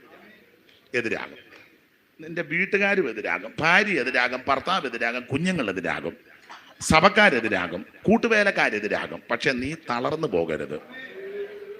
ദൈവഹിതത്തിന് നമ്മെ സമർപ്പിക്കണം. അതിനേറ്റവും വലിയ ഉദാഹരണം നമ്മുടെ കർത്താവാണ്. നിങ്ങൾക്കെല്ലാം അറിയാം, ഗതസമനെ വെച്ച് നമ്മുടെ കർത്താവ് പ്രാർത്ഥിക്കുക. വരുവാനുള്ള പീഡകളും പങ്കപ്പാടുകളും ക്രൂശീകരണമെല്ലാം കണ്ടുകൊണ്ട് അവിടുന്ന് പ്രാർത്ഥിച്ചപ്പോൾ ഇങ്ങനെ പറഞ്ഞു, പിതാവേ, കഴിയുമെങ്കിൽ ഈ പാനപാത്രം എങ്കിൽ നിന്ന് നീക്കണം. എന്നിട്ട് ചേർന്ന് പറഞ്ഞു, അല്ലല്ല, എൻ്റെ ഇഷ്ടമല്ല, അവിടുത്തെ ഇഷ്ടം. അടുത്ത വാക്യം നിങ്ങൾ വായിച്ചാൽ ലൂക്കോസിൽ ഇങ്ങനെ, അവനെ ശക്തിപ്പെടുത്തുവാൻ സ്വർഗത്തിൽ നിന്ന് ഒരു ദൂതൻ ഇറങ്ങി. അർത്ഥം ഇത്രയേ ഉള്ളൂ, ദൈവഹിതത്തിന് ഞാനും നിങ്ങൾ ഒന്ന് സമർപ്പിച്ചാൽ, ഭാര്യയോ ഭർത്താവോ മക്കളോ കൂട്ടുവേലക്കാരും നിന്നെ ശക്തിപ്പെടുത്തുവാൻ സ്വർഗത്തിൽ നിന്ന് ദൈവം ദൂതനെ ഇറക്കും. ദൈവം ഇറക്കും. ഇന്ന് രാത്രി ദൈവഹിതത്തിന് നമ്മെ ഒന്ന് സമർപ്പിക്കാം. അവിടുത്തെ ഇഷ്ടം, അവിടുത്തെ ഹിതം, അവിടുത്തെ ആലോചന നമ്മുടെ ജീവിതത്തിൽ നിറവേറുവാൻ എല്ലാവരും ഒന്ന് സമർപ്പിച്ചാട്ടെ. ഇന്ന് രാത്രി എല്ലാവരും സമർപ്പിക്കാം. യേശുവിനെ രക്ഷിതാവായി സ്വീകരിച്ച് കർത്താവിന്റെ കൽപ്പനകളും ചട്ടങ്ങളും പ്രമാണിച്ച് ദൈവഹിതപ്രകാരം ജീവിക്കുവാൻ ഇന്ന് രാത്രി എല്ലാവരും സമർപ്പിച്ചാട്ടെ. ദൈവത്തിന്റെ ഹിതത്തിന് നമുക്കൊന്ന് ഏൽപ്പിക്കാം. പഴയ പാട്ടിന്റെ 2 ചരണങ്ങൾ കൈകളടിച്ചൊന്ന് പാടിയാട്ടെ. എന്റെ ദൈവമേ, നിന്നിഷ്ടം ചെയ്യുവാൻ വന്നിടുന്നേ ഞാനെന്നു ബോധം. എന്റെ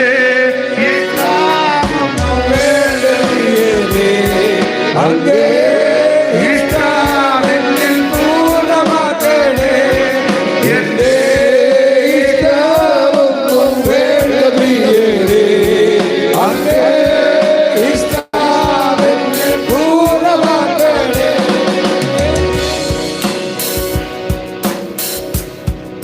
പാടുന്ന താളത്തിന് എന്നോട് ചേർന്ന് കൈകളടിച്ച് പാടണം.